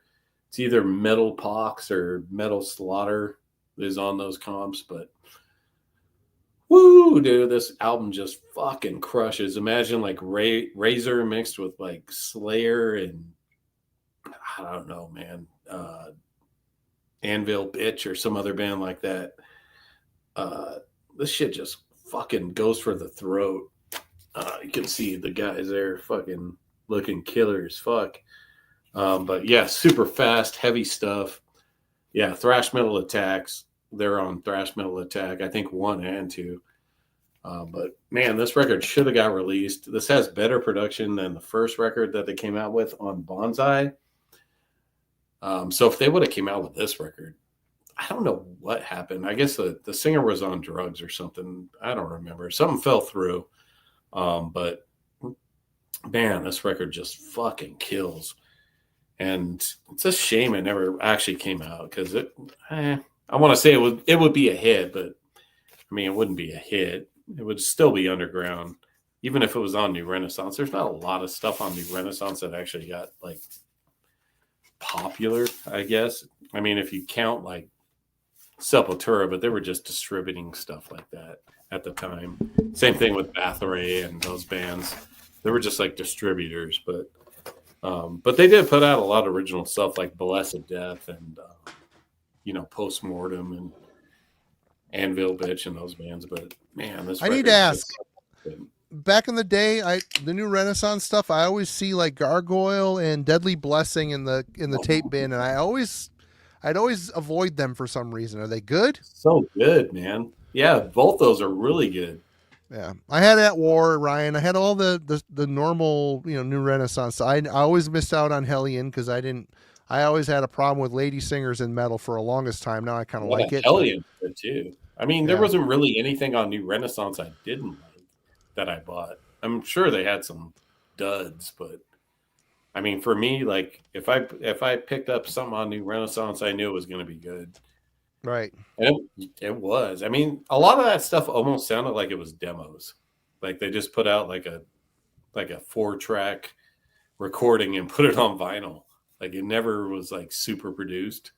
Mm-hmm. It's probably why I liked a lot of that stuff. It just sounded like very like off the cuff, like live thrash metal. I don't think they ever put out anything besides like some speed metal and thrash metal. They did. I think Attila. No, Kublai Khan was speed metal. They were on New Renaissance too, which was killer. Well, Blood Feast, of course, At War.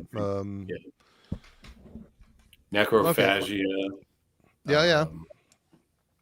Yep. Yeah, I mean, they had some decent bands on there too, and they were just coming out. They were like one of those new labels that comes out with like a new band every week. It seemed like. Right. It's like, oh, it's on New Renaissance. Nah, I'm not buying that. Postmortem, yeah. Like Deadly Blessing. Oh, I love that Postmortem record. It's one of my favorite records. I have the Missing Link EP on vinyl, and that's Caveman. The Caveman song is so good, so unique. It has that really cool heavy song with Michelle Meldrum on guitars on that song from War God. If you remember War God, but she was in that band. I want to say Gene Hoglan was in War God. That's how they gained notoriety. Huh. All right. Alan, you good to go? Yeah. All right. Mm-hmm. Yep. Just ran out to grab a snack here. Didn't get to eat much dinner earlier, so going to munch here. But before I do that, we'll share another one from a few. I think this came out in 21, so been a few years, but giving it some more spins. It's a UK band called Heavy Sentence, and the album was yeah, it's a really good release called Bang to Rights. Kind of like the cartoony cover art. Don't quite know what style it's going to go with when you hear it, but it's just very good. Looks like it's a punk crust record. I was going to say it looks like the same artist that did that early Agnostic Front 7-inch shit. Yeah. Yeah, you might think, it could be something, Could kind be of farther from crossover. that. Yep. Right. But it's really not. It's instead it's it's very catchy, kind of slightly up tempo, just catchy traditional metal. It's maybe hints of something like Motorhead or Super Christ. It has that kind of vibe to it overall. Maybe a little cleaner, a little catchier, not quite as maybe dirty sounding as those bands, but it's still in the same zip code somewhere. I forget the vocalist's name, but I think he also sings for the British band Woad, who have done a couple of albums and are pretty good, but a very different style. They're a lot darker, kind of heavier. But yeah, the heavy sentence stuff, it's just really fun music, put on, you throw your horns, grab a beer, maybe air guitar just a little bit. It's okay. It's okay to have fun. But yeah, it's another one that came out a few years ago. Folks at the time, kind of sat up and took notice, but haven't really heard anything about the band since.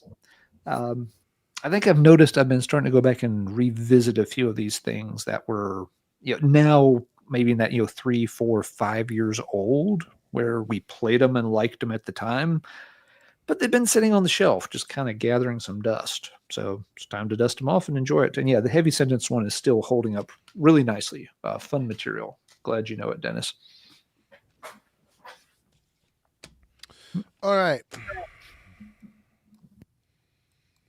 Well, this is an album that I was this is when I was still trying I was buying a bunch of stuff, and I couldn't find this cheap anywhere in the US and not have to pay a bunch of money for shipping. But this is East of Sun by Gatekeeper. And I'm glad that this CD ended up in a Zoller box, because the song I checked out online, I'm like, wow, this is really killer traditional heavy metal. And it is. The whole thing is. It is. It's a good record. It just has a new wave of traditional heavy metal vibe to it, which is fine, but it just seems like young guys trying to sound like old guys. You know what I mean? If that makes sense. I don't know. I need to dig into this one again. I spun it and liked it. Didn't love it. Because I was trying to buy like all their shit. I was like, oh, that song was good. That means I have to buy everything I can find. Well, on vinyl. Well, thankfully I was thwarted, because it would have been one of those purchases where I listened to once and stuck in the collection and gone forever. So this is a good new wave of traditional heavy metal type of band. It just and if you watch this channel at all, you know, don't say, Mike, who's winning. I don't want to hear it. I'm going to watch it afterwards. Yeah, they're probably... He's not. I wouldn't have put it up there if it did. No. They're probably kabooming. There's so many people watching it right now. It's probably... Several folks have mentioned that Netflix is having trouble with the stream, yeah. Yeah. So...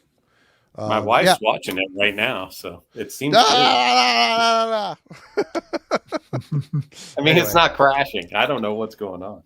Yeah. No, I'm glad to hear you say that about Gatekeeper, Marty, because I'm kind of the same way with that band. A lot of people like them. They've gotten talked up quite a bit. Yep. I can't quite get over the hump with that band yet. And I'll give them another try. It's good. It just doesn't... It sounds like all the other bands trying to sound like that right now. Yeah. It's like, well, I know what you're trying to do here, but I feel like a lot of folks are doing it, and you're not really doing it in a way that stands out to me in particular. So, but yeah, I'll circle back to them and give them some more listens sometime, but I'm not really in a hurry to do so. Yeah. What's the band called? Gatekeeper? Gatekeeper, yeah, which I am bad to mix up with the Gate Creeper, which is another band that people are into these days. Yep. But yep, it's a completely separate gate.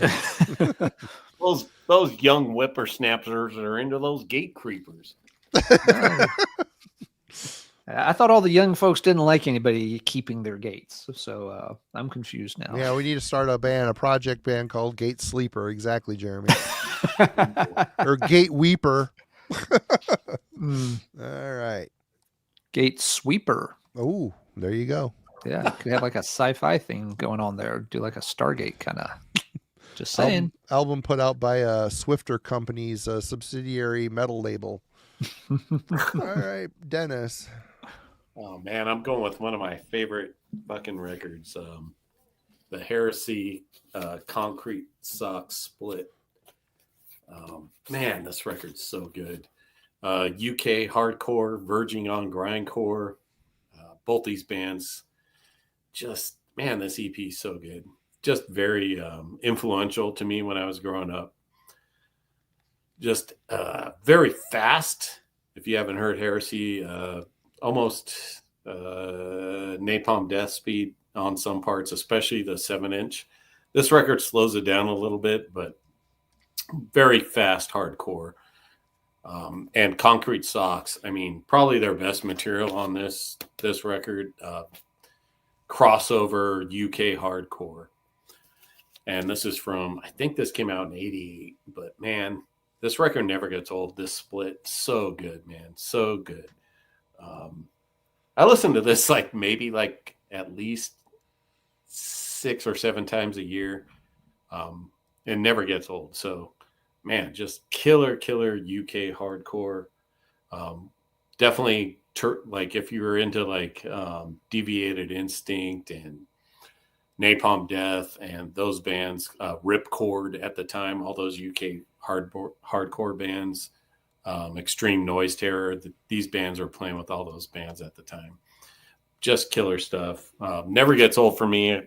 Stuff I don't really get to talk about much because I'm always talking about death metal or thrash, but I'm really into that kind of stuff too. So it's good to be able to bring that kind of stuff up as far Absolutely. as what I'm listening to, because people are like, what? You listen to that? All right, good pick. Alan. Okay. Again, on the revisiting stuff kind of train now. Gallowbraid, Ashes Eidolon. This was another one that, had heard, liked it. Took me a while to get around to picking it up. Liked it. Didn't play it again for a long time, but still like it.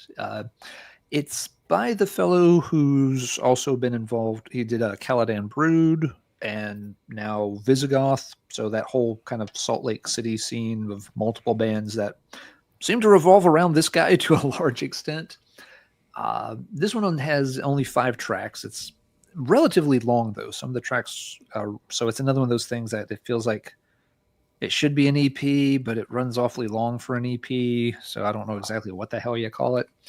But pretty good. It's got more of a blackened metal feel in the vocals, but it's got a lot of still kind of epic melodic metal vibes in the music. So it's kind of a strange mixture of genres, but it works pretty well. The production's pretty loud on it. It's, feels very sort of up in your face a bit, which is okay. It's neither good nor bad. It's just, has a unique sound to it. It's not underproduced. It's not a lo-fi kind of, frozen production job or anything like that. This came out on, Northern Silence Productions. It's the only thing the band did, to my knowledge. I don't think he's ever gone back to this project, which is kind of a shame because it was a cool sound. I think a lot of people would have liked to have heard a little bit more in this particular direction. But we could say the same thing about Caladan Brood. He's never gone back to that one either. And with Visigoth being relatively successful, it's kind of hard to imagine in the near future that he's going to get back around to any of these other projects. But if the description sounds interesting and you like his other works, I forget his name. Let me check real quick. I think I had it pulled up over here. It is Jake. Yeah, Jake Rogers. There we go. If you like Rogers' work in his other projects, I think you'd like the Gallowbraid material too. It's of a similar high quality, just again, him experimenting with a slightly different style compared to the other projects. So another good one that is still holding up very good. This is a little bit older too. I don't think I mentioned that, but this one came out, I want to say 2012. No, earlier than that, 2010. Yowza. So it's been a minute for Gallowbraid. Probably won't get any more Gallowbraid material, sadly. Probably not. All right. Well, I remember Dennis showing this on his channel and some other people showing this on their channel and me saying, I got to check this band out. And finally got a copy of this, Energetic Crusher, Path to Oblivion. Yeah. You know what? This is a 2 CD set. It's got Path to Oblivion from 1989 and Live in Bradford in 1989. Live in Newcastle, 1 track, 1989. Then you've got Demo 1 and Severe Bombardment, 1989. It's like, well, quite a few tracks. And then bonus tracks. So there's a lot of shit on here. I've only listened to disc 1. Man, I got to say, I struggled getting through this. I don't know if I just wasn't in the mood for it. I don't know. But it seemed like early band kind of wanted to dip their toe into some death metal. Is that wrong? I've listened to it once. What does it say? Raging British hardcore death. It was just kind of boring. I don't know if I would if you notice tonight, there's not a lot of death metal on my list because I just haven't been in the mood for it. I struggle with English bands. I just do. Unless you're Sabbath or Onslaught, obviously the death, and I'm talking about like the thrashy bands. Again, I need to, I need to spin this again when I'm in the mindset, but I'm finally glad to have it. Dennis would show him like, that's gotta rip. It looks cool. You got the obelisk or the gate in the background in the Forest of Broccoli. It's like a mix of Hellbastard and Cerebral Fix, man. See, Cerebral Fix, I have a few albums by that they're okay. Hellbastard, I had Natural Order. I thought that album sucked. I sold it on eBay for like $100. Yeah, no, not that record. I regret doing it, but I mean, that album's good, but the first one is way better. Yeah. Heading into Eternal Darkness, that's way more crusty, grindy stuff. But Wilson brings up a point about the CD pressing here, Marty. Okay. That apparently it's mastered from like a really noisy LP copy, so that could have been it. Maybe part of the issue with the sound on the CD in particular. And you put a bunch of shitty live sounding shit on it follows up the studio shit. It's all on the same disc, so it's like, God, it just doesn't feel like the disc ever ends. You know what I mean? It's too much shit. If you don't like Cerebral Fix, you're not going to like Energetic. They're okay. I just never thought they were great. They just never. They're one of those bands that felt like they slipped through the cracks. They were kind of crossover-ish in a way, in the British way. It's like Virus, another band, Force Recon. I got that on vinyl in a Camelot bin for $1. And I'm like, God, this is just blah. I don't know what it is about the English, that era of English. I struggle with it. Zentrix, all that stuff. It's tough. It's tough for me. So yeah, I'm gonna circle back around to this. I put it on and I was underwhelmed, to say the least. I mean, I get it. If you don't like it, you don't like it. I love Eccentrics or Zentrix, whatever. Zentrix. Well, the only Zentrix I ever owned was the Ghostbusters cassette single. And that is bullshit. It's just stupid that's shit. garbage. It's garbage. And then I did a show with Mickey on his channel where we tried to turn each other on to 2 releases. He picked the Shattered Existence by Zentrix. All I could hear was Testament, an English band trying to rip off Testament. It's Testament, dude. The first Zentrix is Testament. The second one is And Justice for All. Yeah, right. But it sounds cool. But you got to listen to the Energetic Crusher again in the right frame of mind. I mean, do you like crusty? You like crusty hardcore bands? I do. Okay. And I love Amoebics. That shit's great. And there's stuff from England I love. I love their hardcore. I love their grindcore. I love their death metal. I love their goth. I love their Iron Maiden. Come on, England's got us. It's just the thrash crowd. They came in late. And all they did was suckle at the tits of fucking U.S. I know that people be like, what? That's bullshit. But it's true. No, they did. Nobody, I don't think anyone's going to disagree with you there. And who's going to go and look at a store and say, Moshkinstein, sign me up for that? I will sign up for Moshkinstein. I love that EP. It's one of my favorite EPs. I need to check it out. It looks stupid. Always passed it by. Motherly. It looks, that album cover is one of the stupidest album covers ever fucking made, dude. Yep. But it has Motherly Love on it, which is a really, really good song about Psycho. And that song just fucking kills. Right. I love Acid Rain, but that's just me. Yeah. There are some gems in that scene. You kind of have to pick and choose. Onslaught, The Force. Onslaught, The Force, Sabbath, History of a Time to Come. And Dreamweaver. Yep. The first Virus album, I think, is pretty fun, too. Yeah, the first Virus album. I like Virus. I like Force Recon, too. Yeah. Force Recon's not bad. They did start to do that whole thing of wanting to just copy Metallica more notably as Virus went on.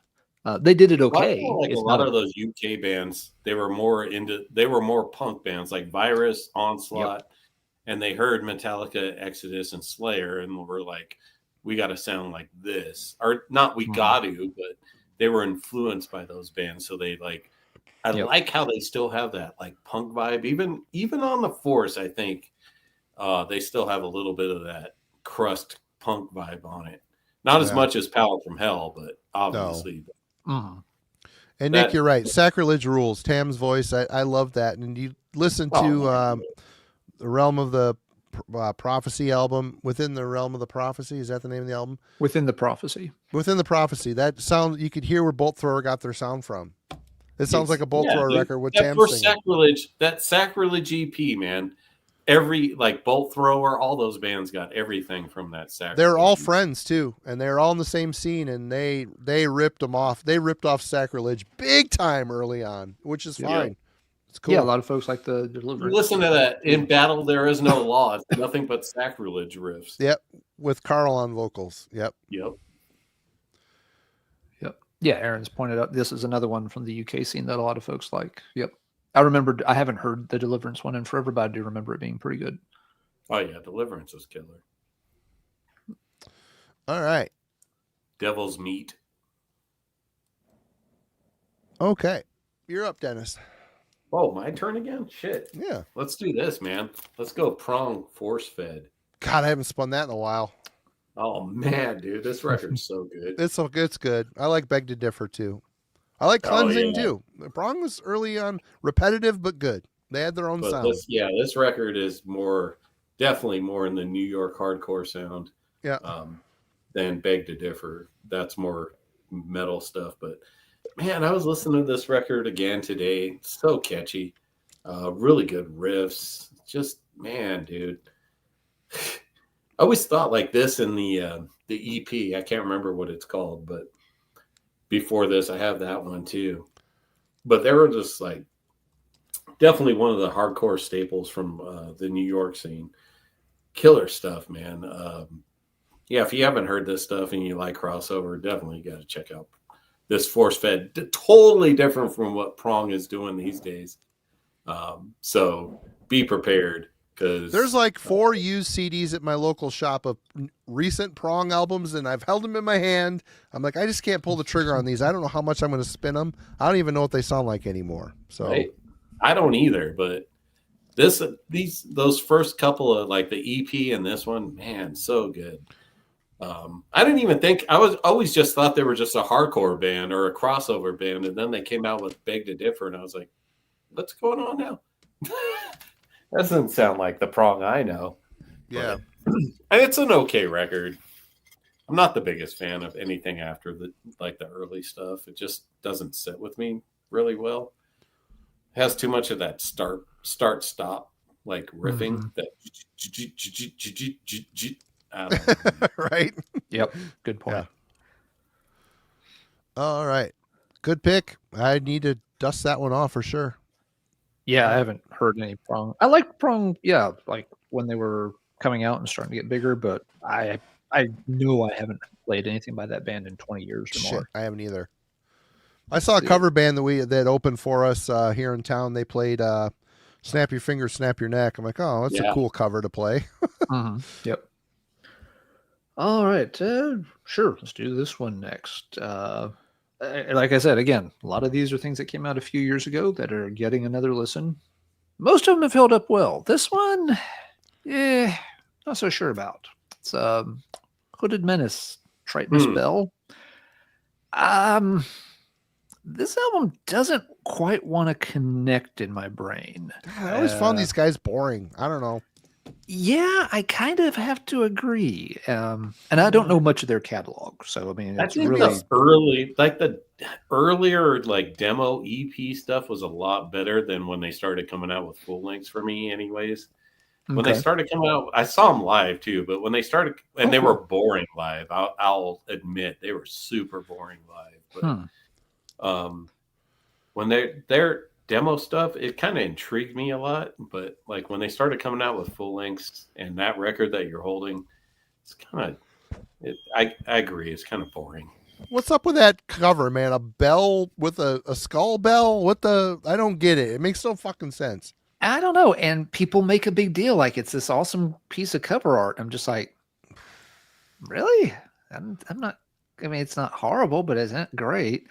I think the thing that really throws me on this one, at least, and that my understanding is they've changed, somewhat over the years from album to album, but, they're always heralded as, the biggest, best thing going in death doom.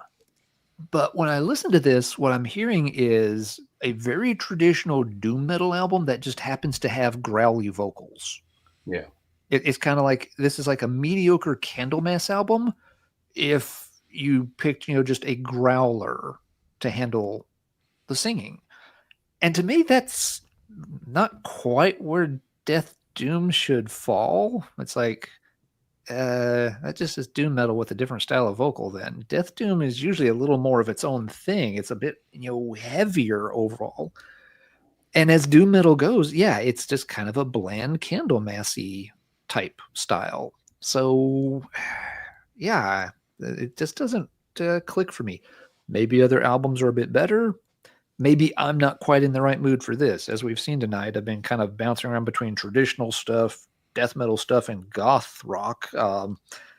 Maybe this isn't the right time for me to revisit a death doom kind of thing.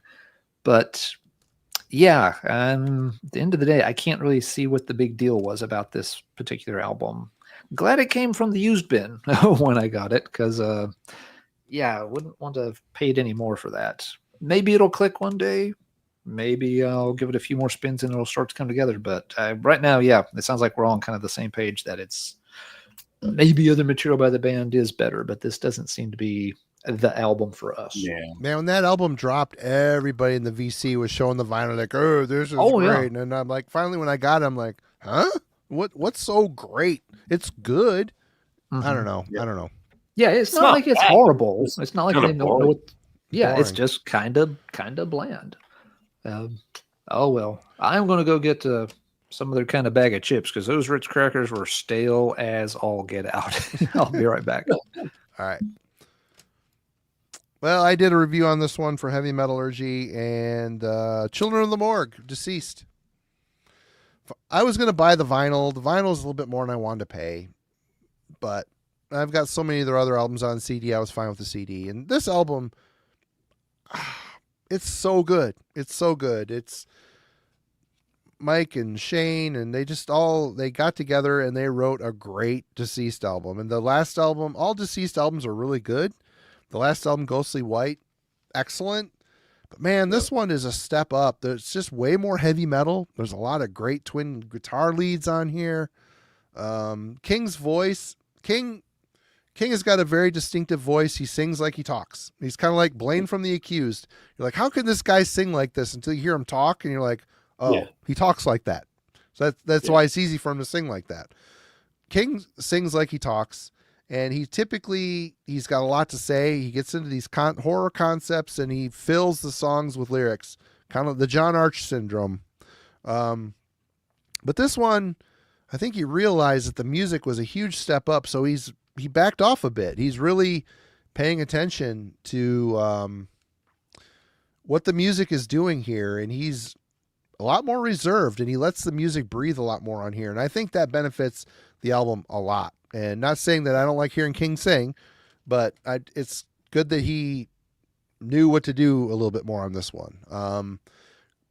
And, less than The drummer were upset that I didn't mention them in the review. So the drum work and the bass work on here, you can hear some awesome bass lines on here. The drum work is really solid, perfect. This is a great album. Production's really good. Everything about this record is awesome. It's excellent. I'm really surprised this late in their career and their age, they're still pounding out shit it's great. It's a great heavy metal record. It's got elements of death metal. It's got elements of heavy metal, and fantastic. It's great that a band this late in their career can put out maybe the best album in their career.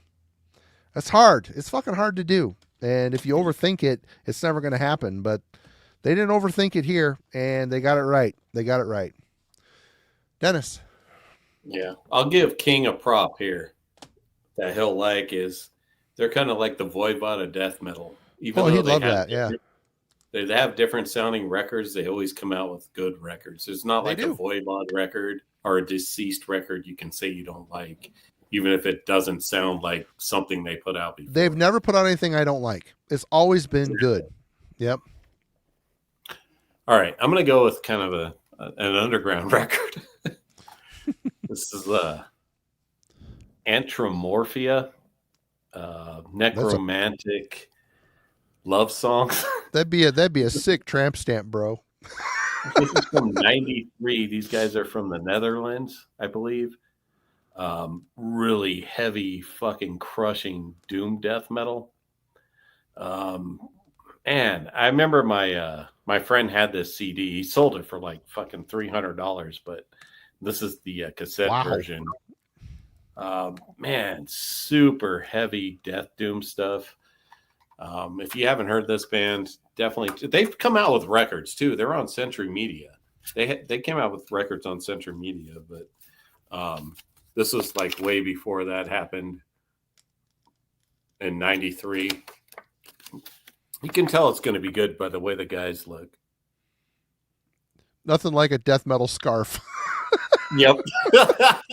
Wait, that guy's wearing a scarf? That shit has to rule. Hold my scarf. I'm going to go mosh right now. I mean, I can make comparisons to Asphyx, I guess. But it doesn't sound, it's just, they have their own sound kind of as well. I mean, that cover just rules. I just want that shirt. Dude, what are you wearing? That's my weird Hellraiser shirt where like people are half skinned about to kiss. What is the name of that again? Ryan Pest is asking. Oh, Anthromorphia. Anthromorphia. There you go. From Netherlands, 1993. It's All just right. an EP. It's got like 5 songs on it, but heavy as shit. If you like Ripakula or stuff like that, but it's a little bit faster than that. But that kind of style. All right, Alan. Okay. Let's see, what do we got next in the stack here? Oh yeah, band I've talked about many times. Enjoy them quite a bit. Just hadn't played this particular album for a while, so it was time. Is Sulfur Eon from Germany. Their third album, Scythe of Cosmic Chaos. Great German death metal band. Everything they do is very Lovecraftian themed, and they really do a good job of capturing the essence of, the weirdness of Lovecraft and, the spookiness and aura of it. Lots and lots of bands do Lovecraft themes. A lot of them, I don't think they exactly nail it, but Sulfur Eon's take on it really, really works. They always have killer cover art to capture some of the characters and stuff from his mythos. And the music is just top-notch stuff too. They do a good job of balancing their styles. It's not too technical. It's not just all blasty or anything. It's not too slow though either. They're not trying to make it really slow. A lot of that Lovecraft bands seem to want to go in more like the funeral doom direction. Sulfur Eon can do slow. They can do technical. They can do all these things, but they balance and blend them really, really well. They've done 4 albums to date. All of them have been quite good. Some I like more than others. This is one of the better ones, in my opinion, but hard-pressed to even pick a favorite out of their catalog. But yeah, if you like really well done death metal with like a very strong, Cthulhu kind of cult vibe going on, Sulfurion's, probably the best band doing that style these days. And they even have a pretty cool logo to boot. Yep. All right. Well, not too long ago, myself, Alan, and our friend Sue did a deep dive. Well, actually, Alan was going through the effects of a hurricane and was unable to make this stream, but did you do a breakdown on your own channel? I think you did, didn't you? Yeah, once I got power back after a week of Hurricane Helene damage, I went ahead and added my own Riot discography rundown since I missed the stream with you and Sue. Well, but you guys did fantastic at it. Well, thanks. And I really enjoyed that collection, and it inspired me to dig in past. So I bought the 3 Riot 5 CDs, and we've got Armor of Light. Jesus Christ. Armor of Light. Unleash the Fire. And the latest one that came out this year, Mean Streets, which Alan reviewed for the channel. And I gotta say, I like power metal Riot. I just do. This shit is, every single album is really well done. It's fun. Their singer, what is his name, Alan? Do you remember? Yeah, Todd Michael Hall. Yep. Great singer. And I watched recently they did a Rock Palast Metal Hammer Festival. Rock Palast did a live video of the show. Damn it. From start to I watched the whole thing. It was excellent. Amazing guitar work. Great songs. Great, even this Todd guy singing the old stuff. He has more of a traditional power metal vocal style, but it fits within the old stuff as well. It's just, they're still a great band, even without Mark in the band. Mm-hmm. They're still a great band. And these 3 albums are all great. I was surprised. I know Alan's kind of ambivalent. Maybe he likes them a lot. I know. Oh, no, those are fun. Those are good albums. They're good records. And it's fun. Just really well done U.S. power metal, as far as that's the way I see this band now. And it works. It works for them. Excellent. Yeah, no, those are absolutely fine. We didn't cover them in the Riot stream because Sue thought it might run way too long if we included there. You already had 14 albums to talk about. Yeah, but we had one less person to talk about them with, so we got that stream happened. A lot less to cover. But yep. Then it played out that way. But no, those are good. Todd Michael Hall's a good singer. He's sung with some other projects too. So it's, even though he's maybe younger, he's not like a new kid on the block. He's worked with Jack Starr and the Burning Star project and stuff like that in the past. So he's got some notches on his belt even before he came to Riot. Metal Kev, as awesome as that would be, I would love to go on tour with Deceased. That'd be great. The Glorious Dead, we're probably never going on a tour. We play select shows here and there. We're 4 fat old guys, and it's just too many responsibilities at home to say, see you in a week or 2, peace out. Just doesn't work. It's not going to work that way. And you'd be dead awesome. After 4 days. You'd be dead in the post. Shit, after one show, it takes me 2 days to recover. I'm like, what is wrong? How did I get so old? Yeah, my fucking hip. Yeah, why is everything hurts? That Rock Palast did rule. That show was awesome. They played great production. The guitar work, holy crap, inspiring. Oh, Mike Flint's is a beast on guitar, and nobody ever acknowledges him. No. That dude can shred, and when you watch him, he just makes it look effortless. Yep. He just stands there, wears the vest, does the thing, and it just rips. If we go to California, we'll be wearing thongs and like Speedos or something to accommodate the heat. That'd be glorious something. That'd be glorious. Yep. All right.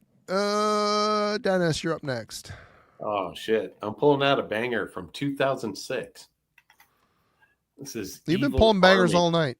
Evil Army. Evil Army. Fucking ripping thrash. I think this might be that's a badass glare. Let's see. Evil Army. Man, have you guys heard this? Seems like I've heard a CD. Did they put out CDs like recently-ish? No. I have no idea, man. Are they German band? No, they're from the U.S. I'm not sure where. That was close.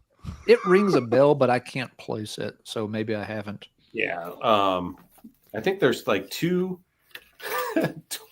twin brothers in this band, but this is like just killer, like old school, like Sodom, just Kentucky. Okay, yeah, old school, like Sodom meets fucking Slayer, like early Slayer, like Show No Mercy type stuff. Meet like with like crossover, but that kind of band, and it's like off the cuff stuff, so it's not like very I don't know, rehearsed, I guess. So it sounds very like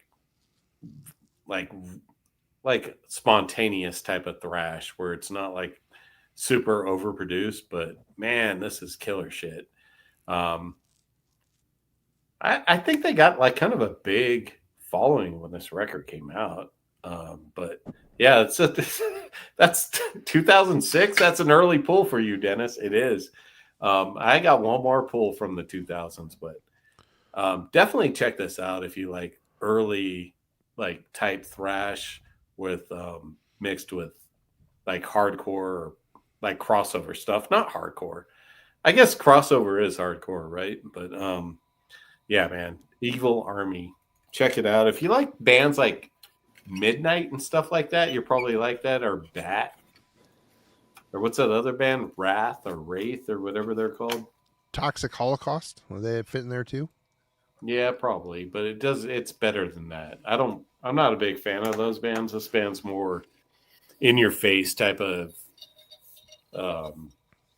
not as produced, I guess. I like the first Toxic Holocaust stuff. I'm not gonna lie. Like that first demo is really good. Or Evil Never Dies, that first record. I like that one. Yeah. But Marty, you'll like that for sure.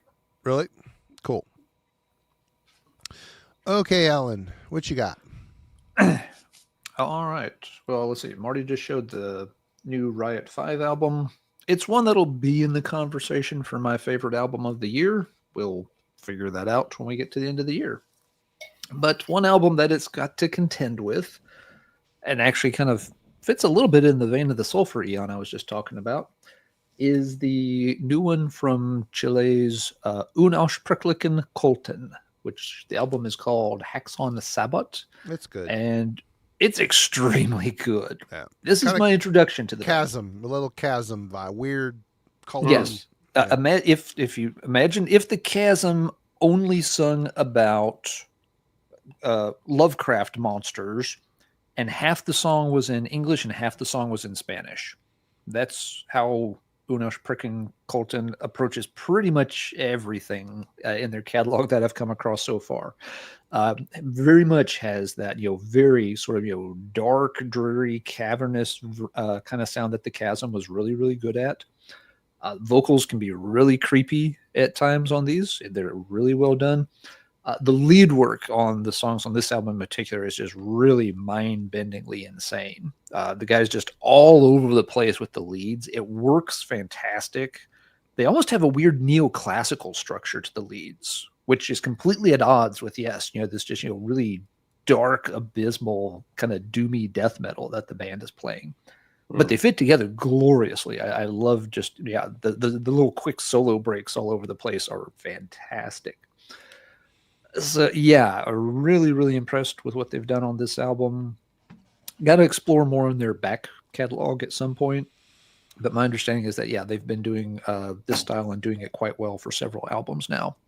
So, Sulfur Eon is more technical than these guys are. These guys maybe, are doing it a little bit, darker and dirtier, but they're using the same kind of source material and doing an equally good job at kind of conjuring up, Shub-Niggura and all the other beasts that Lovecraft populated his universe with. This will also be in the conversation for album of the year for me when we get to the end of 2024.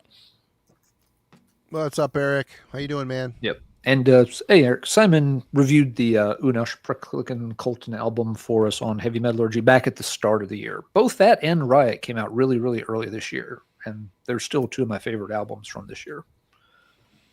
Right on. Well, there's a new Riot record? Yeah. Yeah, the one that Marty showed, Mean Streets. Oh, okay. I didn't know that was new. It came out in February, maybe early March. It's a fun record. All right. I do have some death metal on my list here, and I think I said it on here before. That box over there had like a time capsule of all these promos from 10 years ago. There was a time where I found I was missing some CDs. I ended up rebuying them. I thought I lost them in a vehicle I sold, or someone took them out of my vehicle. I didn't know. I couldn't find them. It drove me crazy. Well, I was digging through a closet upstairs the other day and found a box, a CD box, like one of those, like a bulk CD box. I'm like, what the hell is this? Opened it up. It was full of CDs from my old vehicle. I must have had them on a counter. My sister-in-law lived here for a while. She must have got tired of moving around and stuck them in this closet that it was like, again, the time cap. A lot of CDs that I rebought are in this box. I'm like, what the fuck? Well, this was in there. I'm like, oh shit. I was wondering where that went.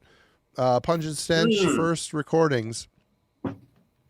So this was a fun refamiliarization. It's got the splits they did with Disharmonic Orchestra. Yeah. It's got splits. It's got live stuff. It's got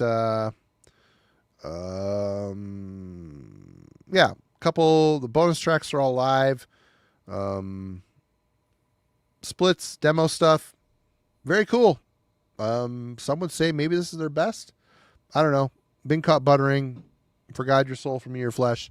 Always like that stuff too.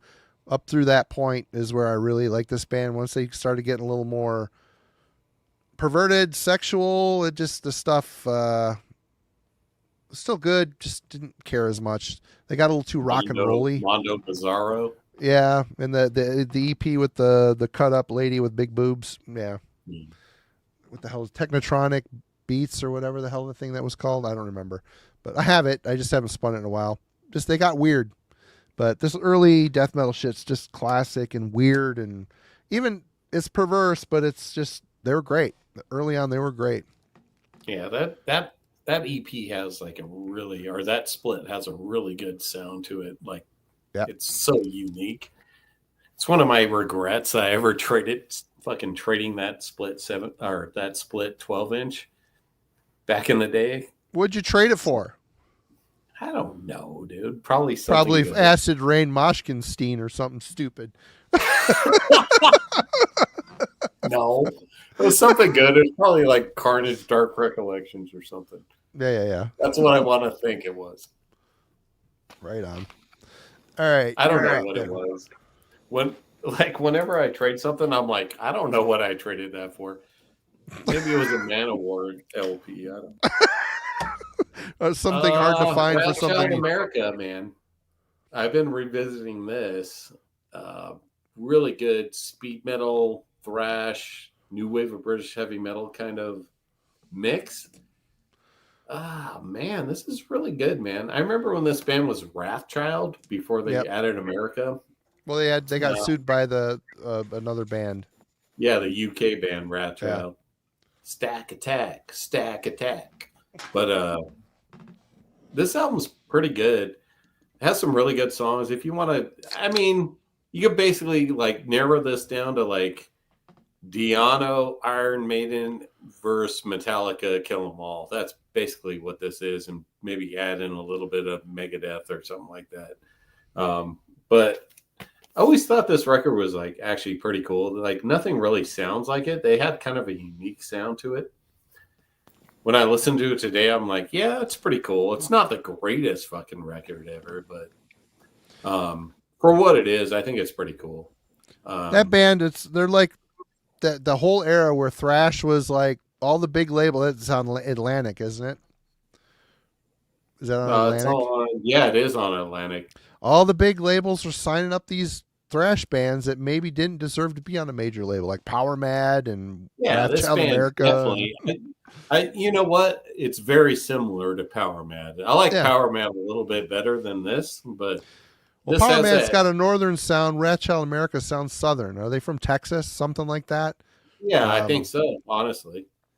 But I think this has like this. I like the new wave of British heavy metal on this that Power Mad doesn't have. This has that sound to it, like the early Iron Maiden stuff that I like on this record. They're a good band. They're a good band. They just weren't straight up thrashy though. I got No, that they tape weren't. thinking it was going to be thrash. I saw the Climbing the Walls video on Headbangers Ball. Like, fuck yeah, man! And I got it. I'm like, it's okay. I don't know. It's good. Now listen, and in the 3D. Oops, sorry. And the 3D albums, it's good shit too. They're just different. Yeah, Human Falafel Maryland. says. Yeah. Souls Yeah, of they Zero. were a Baltimore band. I just checked, but Aaron found it too. Yep. Didn't the drummer go on to be in Godsmack? I think so, dude. Oh. I believe you're right. Yeah, I forgot about that, but that does sound right. Let's check real quick. I bet. There's something like, if it's not Godsmack, it's another band like that. Souls at Zero.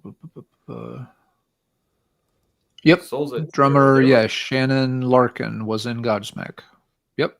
Actually, he played with Ozzy Osbourne live also. Wow.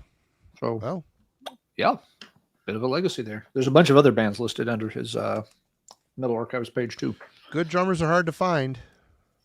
And I agree. I'd take 4th Century over Wrathchild. Yeah. Oh yeah, easy, dude. Mm. That wasn't what I was saying. It's Croy's Wrathchild America. But Yeah. 4th Century never got signed to a big label either. They were just, or a major label. Well, Like- yeah. I mean, but they didn't have that sound. That they didn't have a accessible sound. They were more progressive, especially the second record. Mm-hmm. Well, then you got the singer from Watchtower went on to be in Dangerous Toys. Yep, Jason McMasters. Yeah. Yeah, Yep. people still give him shit about that, apparently. They're no danger, right, Alan? Fuck no, Dangerous Toys isn't in Danger. They don't Dude, I've deserve never to even hold heard- Danger I haven't heard Dangers. either of those bands ever in my life. Do I need to? We Probably can not. fix that.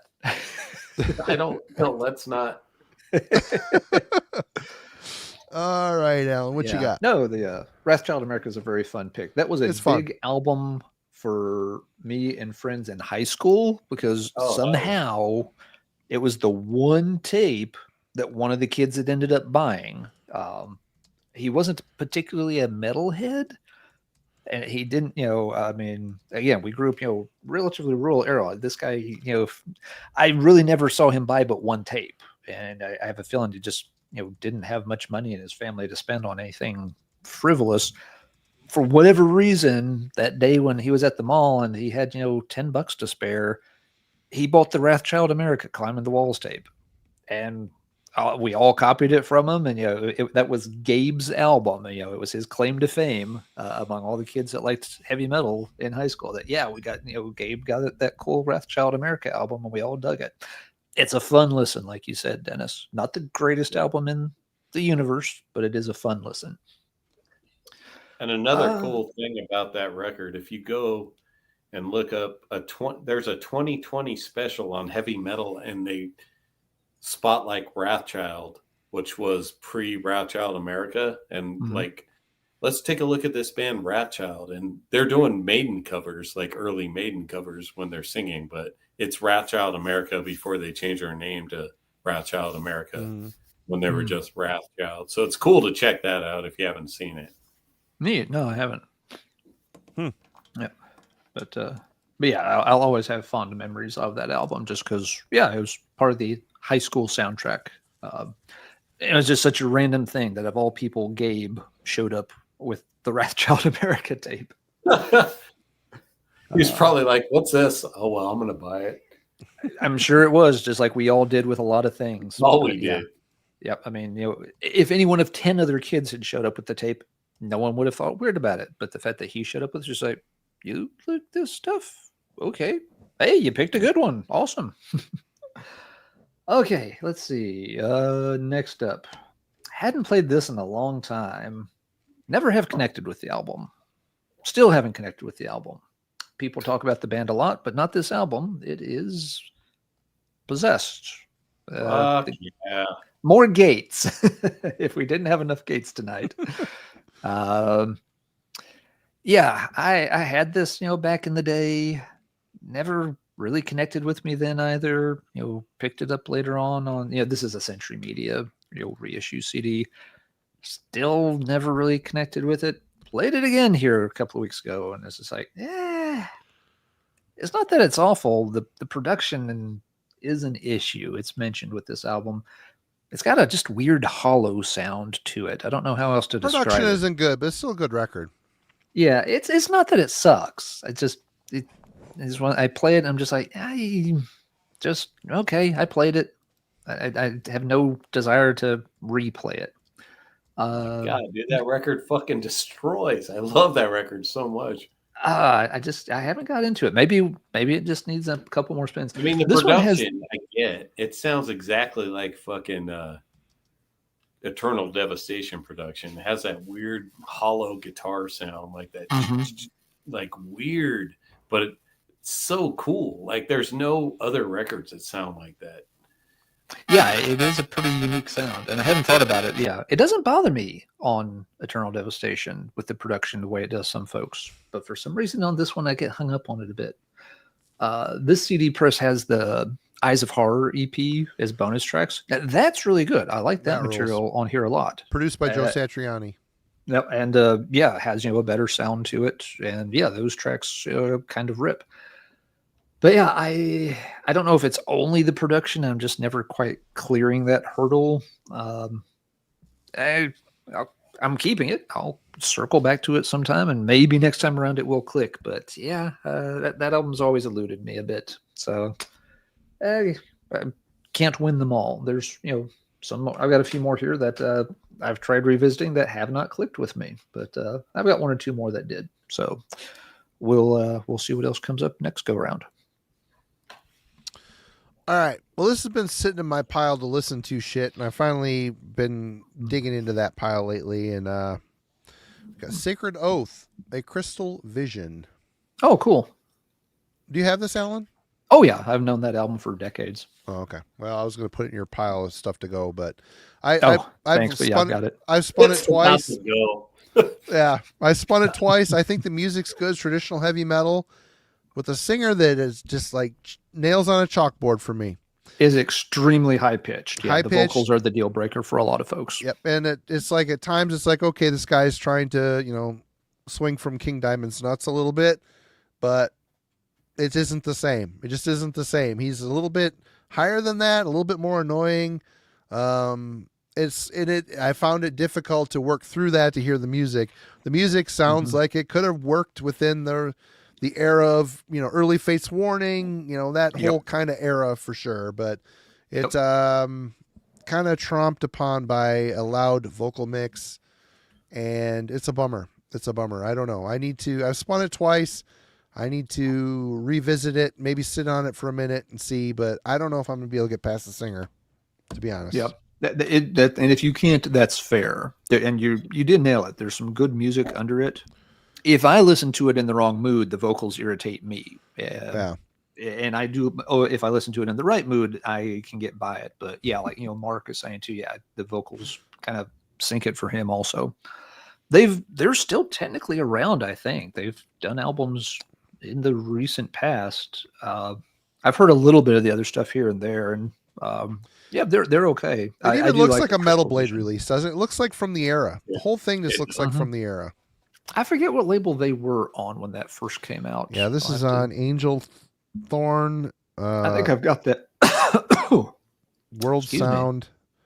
I think I've got that same CD pressing you have. But bullshit cardboard sleeve.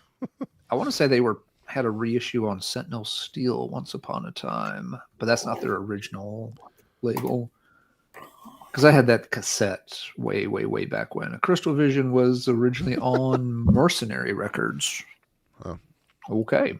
Well, now we know. I remember when that record came out, I'd always see the ads in the zines and the magazines. It's like, oh, they seem like they're on a really small label, but they would get advertising in some of the magazines. I was always curious, but I never pulled the trigger on writing them.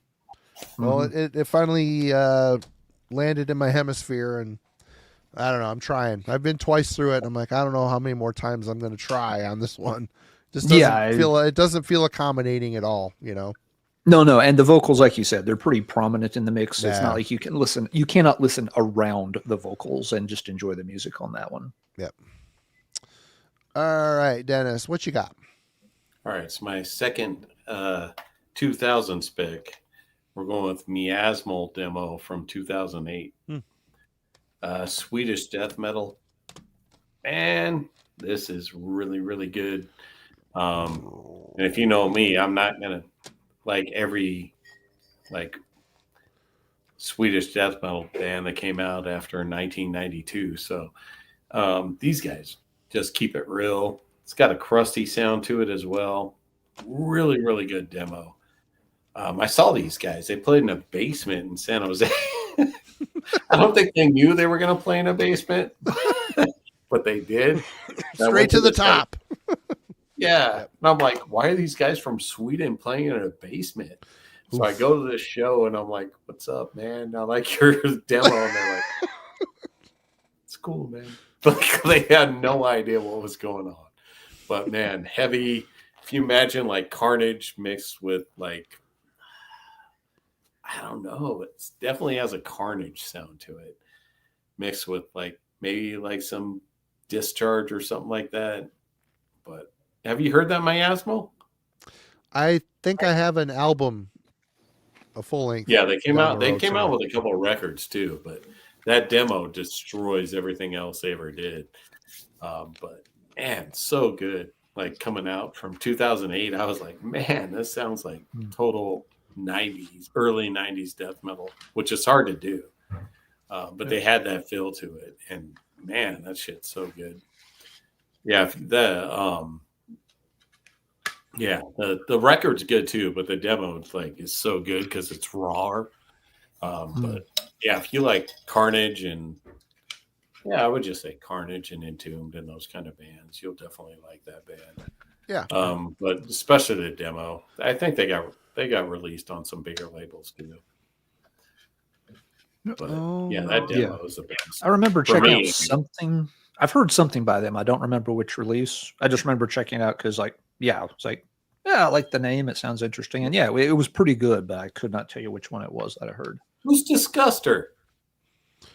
Disguster is the dude from Head Split Records. Yeah, they did play with Bone Sickness. That's where I hung out with the guys from Bone Sickness and got the demos. That was the show. I hung out with those guys. And they, shit, I can't, there's a guy just named Sam. He's in, what's that band? Oh, fuck. From Denmark. They're like a Carcass clone type of band. They're a big band. God damn it. Anyways, I don't know. I can't remember right now.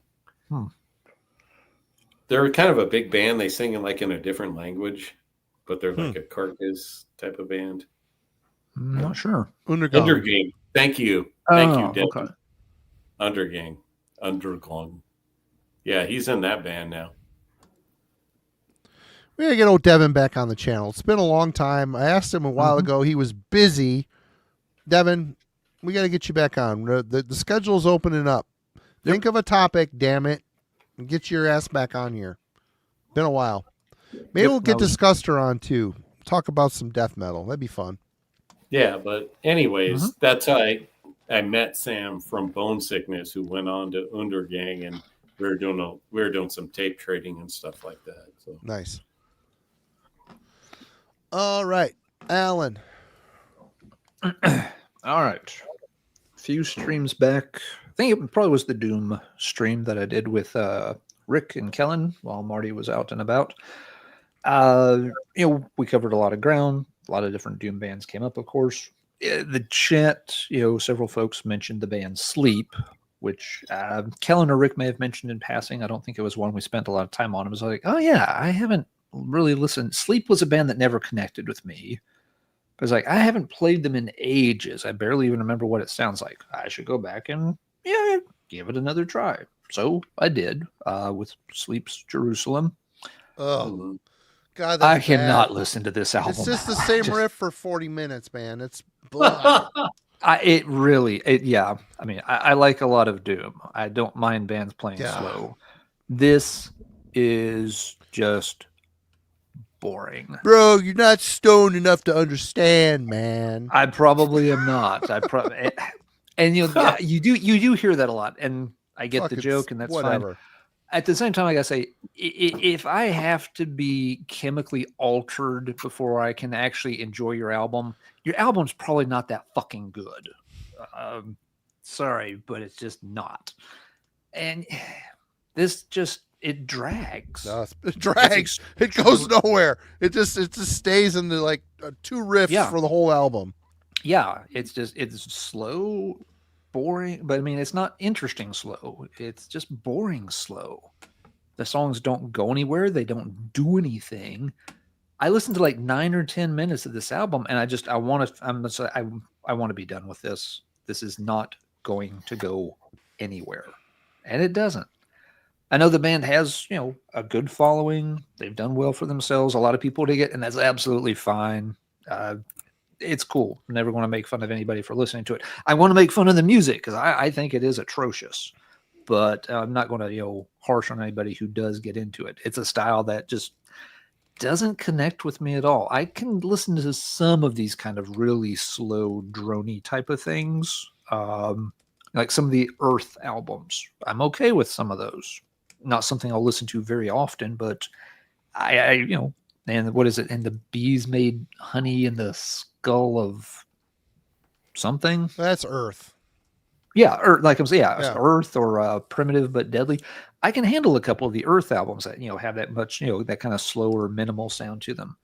I can't get into Sleep. It just puts me to sleep. Enough said. Oh, right here, John saying I like Sleep on the Gummo movie soundtrack Dragnaut. That is the best song on Sleep's Holy Mountain. It just is. Okay, it's like that one cool riff, and then the rest of the album is kind of the same. I don't know. It just, I don't know. Yep. That band. Don't remember that one. Yeah. The only last thing to point out, apparently, and I didn't realize this, apparently this is some kind of odd pressing of the CD. Yeah. That the band, they were in between labels waiting for a new deal for this album to get, they basically had the album done, but they didn't have a deal. They were supposed to have a deal, but the label was dragging their ass for some reason. And the band got impatient, and a friend of the band ended up kind of pressing it for them. So there's no copyrights, there's no UPCs or anything. It's basically boils down to it's a bootleg that was made by the band themselves. That ended up getting circulated a little bit, and then finally the band, the deal finally came through, and the band released it, with the more common cover. But yeah, I didn't realize this was like some kind of sort of odd variant thing. Doesn't make it any better. It's just at least kind of a cool quirk for this copy. But yeah, I did go back. I did give it another try. Sleep is just not my thing. I saw them for a minute at myself and Jim, who you'll see on the Wednesday Album Club. We went, set up a buying room table at the first ever Decibel Metal and Hardcore, or Metal and Beer Fest. Yep. Down in Philly. And we went down to that, and Sleep were playing. I'm like, I'm going to step in for a second and check out Sleep. It was just, you walk into the room, it smelled like pot, and they had this giant video screen behind them, like with a hemp field all blowing in the wind, and it was like blowing to the beat. I'm like, wow. This is like the end boss of drug bands right here. That it was sure. They sounded good. It was fine, but I prefer High on Fire. All right. This is the second time I've shown this. I showed this at What's Spinning. We always do What's Spinning at the beginning of the album clubs. And since then, I've tried again because I got a little bit of flack. Acid Bath, when the kite string pops. And after spinning this now a total of 4 times, I still hate this. I think this is crap. And the fact that people love this so much, I just don't get it. I just don't get the serial killer bullshit. I don't like the fascination with that stuff. That bothers me. Why do we praise the worst of us? And the music, I went into this expecting a sludgy, nasty. There's a lot of grunge on this, man. There's a lot of grunge. The guy's vocals, not for me. I mean, I like some grunge music. I like Nirvana. I like Soundgarden. I like some bands from that era. But this here is just a weird conglomeration. And I struggle with bands like Ex-Hoarder. I struggle with Pantera. I've never liked the Southern sound. I don't know what it is. Soylent Green, Goat Whore. I'm not fans of it. I'm just not a fan of it. And this is kind of where all that shit, Sammy he's in Goat Whore. Was Sammy in Soylent Green too? I don't know. I had some Soylent Green shit and I sold it back in the day, but I don't get why people love this shit so much. I just don't get it. And the people that love it really love it. And they have seen the shirts. And they're back, it's relevant now because they're back together again. Yep, they are doing a show or two or something. They'll probably do more than a couple, especially if it goes well. But I don't know, man. This to me is just boring, confused. It's stylistically confused. And I just don't give a shit about the Gacy artwork. I mean, fuck that guy. Burn in hell. I don't know. I'm just not a fan. I'm not a fan of this. Does anybody out there want this? I will send this to you. Get a hold of me on the Heavy Metallurgy Instagram page, and I will hook you up free of charge with a slightly cracked acid bath CD. Not a fan. I don't know. Yep. I like it. Your criticisms are fair. They haven't quite found their direction yet on that album, so some songs work a lot better than others do on it. I think the second album, Pagan Terrorism Tactics, is much more coherent, a lot better. But I do like it, and I also agree with you. I couldn't give less of a shit that Gacy's artwork is on it. So what stupid. The fuck? Who cares? Whatever. But I do like the band overall, and I really like Dax Riggs's vocals. Do you need the CDL, and I can send it to you in your package? No, I've got it. I've got both their albums. Okay. I've got Dax Riggs is I like his style a lot. I've got a lot of his solo albums as well. He after that band fell apart, he sang with Agents of Oblivion for an album. Oh yeah. Kind of similar, but a little bit cleaner, less sludgy sounding. That album's pretty good. Dax Riggs can sing on just about anything and make it sound good. There are some exceptions. There's a period in his solo career where he started trying to do sort of a White Stripes type thing with a female percussionist. That you can probably skip. But no, I do like Acid Bath overall. He's got this weird kind of, sludgy version of Jim Morrison vibe going on, and he pulls it off really well. But I do get why you might. I don't remember that record at all, but I thought I liked it okay, but I never returned to it, so I have to check it out again. Yep. But yeah, no, Marty, I very much get why you don't like it, especially the Southern metal style has never been your thing. I don't know why. I don't get it. I don't like Crowbar. Okay. I don't like. That's okay. You don't have to. It's just COC ruled when they were a hardcore crossover band, then they moved south and sucked. I don't know. I don't know what it is. In the water. Don't know. I like some of those styles. I like the later COC stuff. But I don't like all of the stuff in that style either. Stuff like Soylent Green and all that. Oh, God. No, that stuff. I'm not even going to pretend to Goat listen Whore, to it again. the people that love Goat Whore love Goat Whore. I have friends that live up here that worship Goat Whore. Always come and see them when they come through. I just don't. It's like early. I Hate God. I liked some of their really early stuff. So Southern Celtic Frost worship. It's like, God, what? Fuck off. No. Some of it works for me. Some of it doesn't. But Acid Bath is one that does work for me. But yeah, your criticisms are fair. It's not a perfect album. Tim, I sent you the damn email address. Get a hold of me, brother. I'll send it to you. All your support and all the homework you do for a Heavy Metallurgy Album Club, I will send you Acid Bath and probably some other shit. So hook me up. I know you're up in Canada or something. It's fine. Don't worry about it. All right, Dennis, you're up. All right. I got another demo that I was jamming this week is Ex Mortis Descent into Chaos. This came out in '88.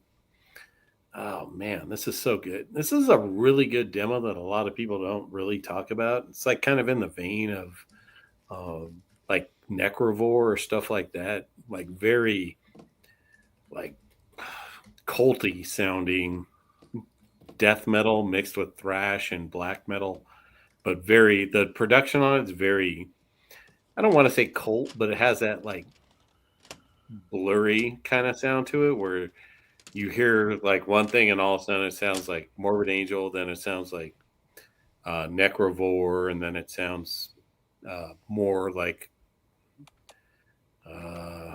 Possessed or stuff like that.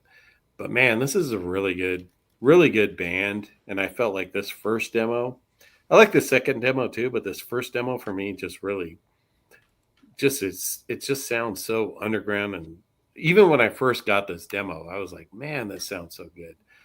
They went on to be in Horror of Horrors, but man, this demo and the second demo is good too. But Descent into Chaos, man, this demo, I go back to this because I always forget about it. I was like, man, this is really good that people never talk about. Like, I don't know. I think they were from Massachusetts, I think. Someone said Maryland. Maryland. That sounds right. Yeah, man. Definitely check that out if you like old school, like culty, blackened death metal with some horror influences, I guess. Obviously, with Ex Mortis. I think at one point they're like Dead by Dawn at the end of one of the songs, but wasn't that everybody back then? Yeah, right. All right, Alan, talk a lot. I have to go pee. I'll be right back. Me too. All right. If everybody's all by yourself. I will hold down the fort here for a minute or two. I have the whole thing to myself. Hello, Heavy Metallurgy. Let's take a moment to talk about a really important issue. Packs of stray dogs that are attempting to take over America's large cities. Okay, that's enough Talladega Nights for now. Let's see. I will talk about this one next because Marty and Dennis may not want to chime in as much on this. Have revisited debut album from Wolves in the Throne Room. This was Diadem of 12 Stars. It was the Wolves album I skipped. I came in on this band with, I think, 2 Hunters or something in that era. But yeah, it definitely wasn't this early, so I had to work backwards to this one. It's a relatively primitive sounding album compared to the others. They're on the basic track of where they're going to go, but their sound really isn't rounded out yet. All their early albums, of course, tended to have, just 4 songs, so they were all pretty long. They were developing that whole thing that we now call Cascadian black metal. And I like most of Wolves' material. 2 Hunters is a very good album. Celestial something. It's the 4th album. That one's, quite good. I really like their newer material too. Diadem of 12 Stars has always given me a bit of trouble just because it seems like it's still rough enough around the edges that it doesn't quite click. And maybe it's just in comparison to what they did after, because they took a big step forward on 2 Hunters, and from there, they kind of just, they got the sound down. So it may just be a case of where, they just hadn't quite found their footing with this album. It's a little too different. I will say, though, whenever I go back to this one, I find myself liking it incrementally more and more. It's, still my least favorite Wolves album and pretty easily my least favorite. But it's gone from like the, that's kind of disappointing, I'm not into that album, to at least the, it's not that bad. Different parts of some of these longer songs do kind of work. There are moments where they do find their groove, and it works pretty well. So I very, very slowly have kind of warmed up to this one. I don't think it'll ever move up in the Wolves in the Throne Room ranking any, but with repeat listens, it has at least, climbed up a little bit. So don't know. Sometime have to maybe try to rank Wolves albums. they've got a really good catalog. I like most of the stuff the band does. The first album does sound kind of just noticeably different to my ears, at least. But that would be my take on that. I do revisit it from time to time, still giving it a chance, and it has at least has improved my appreciation for the album somewhat. So that's one that I revisited and do now like a little bit better. And looks like folks are coming back from the bathroom break. So we'll pass it over to Marty. All right. Yep. I showed this on a Wednesday album club as well, but I continued listening to it afterwards. So I don't like Sleep that much, but I like me some early Monster Magnet. Spine of God. This is a great record. To me, this is my favorite. And it's heavy. It feels authentically stoner rock to me. I don't know. I really like the songs on here. The whole thing, the whole album, from start to finish. It's just good. I even like the Power Trip album too. It's a lot more commercial, I think, but it's still in the right vein. I like the early stuff leading up past Power Trip. They start to lose me a little bit. Yep. Always have been a fan of this band up to that point and enjoy it on occasion. I don't listen to them for ages. When I do get into it, it's like, oh, okay. It hits just right when I'm in the mood for it. Yeah, it does. They groove big time, Jeremy. Yeah, I've never dug into that band much, but I do like the stuff I've heard by them for the most part. They're very hit or miss if you go song by song, but the albums usually overall are worth a listen. Oops. Yeah, I like Monster Magnet. Yeah, hell yeah, they're fun. At least there's the songs, they start and they go somewhere. There's songs there. Sleep, like that Jerusalem CD. Jesus, man. I remember getting a promo for that. It was from London Records. I got a promo from that back in the day, and I put it on. I'm like, God, you got to be kidding me. 40 minutes of just a droning riff, the same chord for 40. Come on. Stupid. It's just a way. And people are like, it's great. No, it's not great. It's fucking dumb. Anyway, Dennis, sorry. Anybody out there that likes that album, good on you. Not for me. Yeah, it's fine for folks that dig it. Lots of stuff I like. People hate. Yep, okay me too. I showed Fleetwood Mac earlier. I don't care. I can't judge. I shouldn't be able to judge, but I like Sleep. I mean, I have to be in the right mood to listen to Sleep. I actually listened to their new album when it dropped with the astronaut on it. It's actually a pretty decent record. There's some good songs on it. I mean, that's cool to know. It's hit or miss. Yeah. Yeah. All right. Let's see, guys. We probably should pick one or two more and start to head towards the end game here. So if you got a couple of key ones left. Archangel, Dead Man Walking. This is on Good Life Records from 1998. Super heavy fucking hardcore. Think of like Slayer and Morbid Angel mixed with like Judge or Agnostic Front, something like that. Just that Belgian hardcore sound, the H8000 sound. Man, this is so fucking heavy and crushing. This is one of those records you put on and you're like, man, it just sounds evil and like a lot of hatred on this record. It's vegan hardcore, but man, this thing is it's one of those records you put on and you're like, man, this shit's fucking crushing. I mean, I don't know. You guys know Archangel? Nope. I know an Archangel, but it's not this band. Yeah, I figured, but yeah, this is a heavy, heavy fucking record. I get it. It's not for everyone, but I'm into hardcore stuff too. So I had to show that because that's what I've been jamming this week. And yeah, that shit kills. But if you like really, really heavy stuff and you're into some hardcore stuff, especially that scene back in the 90s where it was like super, they mixed styles with death metal and hardcore, you'll love that stuff. Yeah. Devin? Dennis, how do you spell that particular Archangel? Jeremy, I think, is asking. Yeah, Jeremy's got it right. A-R-K, Angel. It is A-R-K. Okay. So, good deal. Devin has come up with an awesome shirt idea. If you're high enough, anything is fun. Probably. That should be on a shirt. That should be on a shirt. Yep. That's the back of the Sleep Jerk Tour 2024. You have to have the dot. Sounds good. Yeah, dot. Probably. That should be Ryan Muldoon's tag for next week. Let's get high enough that sleep sounds good. Probably. Probably.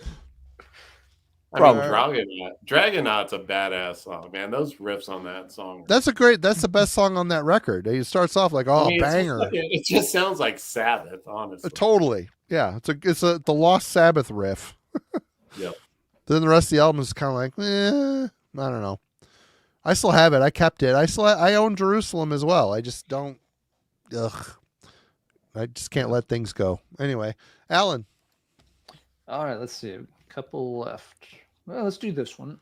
Hadn't played this in ages. It's the third Unleashed album, Across the Open Sea. Yeah, it's been a while. Been a while for me too. This one never stood out to me back in the day. When they start to slip. It kind of feels like it. Still good, but yeah. Yeah, and my issue playing it, and I don't know if it's just something about this particular pressing. This is what the heck is this on? Cano Metal Records? Yeah. Not sure what the heck version this is, but anyway, the thing that is always kind of bugged me about this, but it's very apparent playing this version in particular. It seems like it's got the standard Swedish death metal kind of sound and production, but at the same time, it sounds like it's got a very thin production. It's almost like I don't know if the bass is just inaudible or it's doing the exact same thing the guitar is doing, but it sounds like there's only one stringed instrument playing a lot of the time. You've got, Johnny singing, you've got drums, and then there's just one particular string line that's going on. And so it makes it seem like somehow they're like a 4-piece and they sound like a 3-piece, which is kind of the wrong direction to go in. The opening track in particular always sounds that way to me. To Asgard We Fly, it's like, where's the rest of the instrumentation? Where is it hiding here? I don't know what's going on with this. And yeah, I think it's just the point where they started to kind of strip their sound down a bit. But the funny thing is, I like their sound better the album after this. What's it called? Not Warrior. What's the fourth Unleashed album? It's got a short, straightforward name. Is it Warrior? Hold on. Brain Warrior. fart. What's it, Dennis? I think it's Warrior. Maybe it is Warrior. You got Across the Open Sea, Victory, Warrior. Victory. Yep. And then Hell's Unleashed. Yep. Yeah. So, Victory is the fourth one, which, is, where they kind of really start to strip the sound down, but it sounds heavy. It's got a good full sound to it. I know that's kind of where some folks jump off, but I still like that album at least. This one kind of sounds like Victory's like, really slimmed down brother-in-law or something. So it kind of throws me off. The songs here aren't bad. It's just that, it seems like there's something missing from the way they're written. And then, of course, you get to track number 10, and they try to cover Breaking the Law from Judas Priest. Yeah, I know. And it's just like, oh, I had forgotten that was part of the album. Because I was listening to this. I had thrown it on my iPod, was listening to it on the commute. And that came on while I'm like driving down the interstate. I'm just like, what is happening? Oh God, that's right. This was a thing. I had completely mentally blocked that from the history of music. Now I can't do so again. So yeah, not a good cover song for the band to try to nail. So Across the Open Sea, revisiting for the first time in a long time. Might have to just kind of push this one back out to sea for a while. Never been my favorite Unleashed material. I like for me, the second and fourth albums. It seems to be the two odd, even-numbered albums were the ones I liked the most. The debut I just never got to hear back in the day. Marty, you sent me a copy of it just a few years ago. Great. It was one I never got to hear. I never could find a copy of it. I had albums 2, 3, and 4, and I liked 2 and 4. Number 3 just doesn't quite get there for me. Sad but true. Jeremy, So- it's no My Sharona by Destruction. It's no Eleanor Rigby by Realm.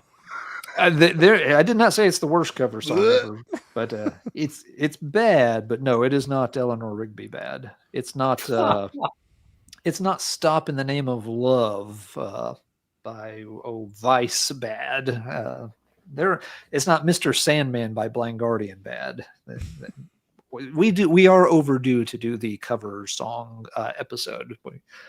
I got somebody in mind for that. Or I Want You, She's So Heavy by Coroner. God. We'll make some. If you're a heavy metal band, just don't cover the fucking Beatles. You can like the Beatles. You Or can be Purple inspired Haze the by Beatles. Coroner.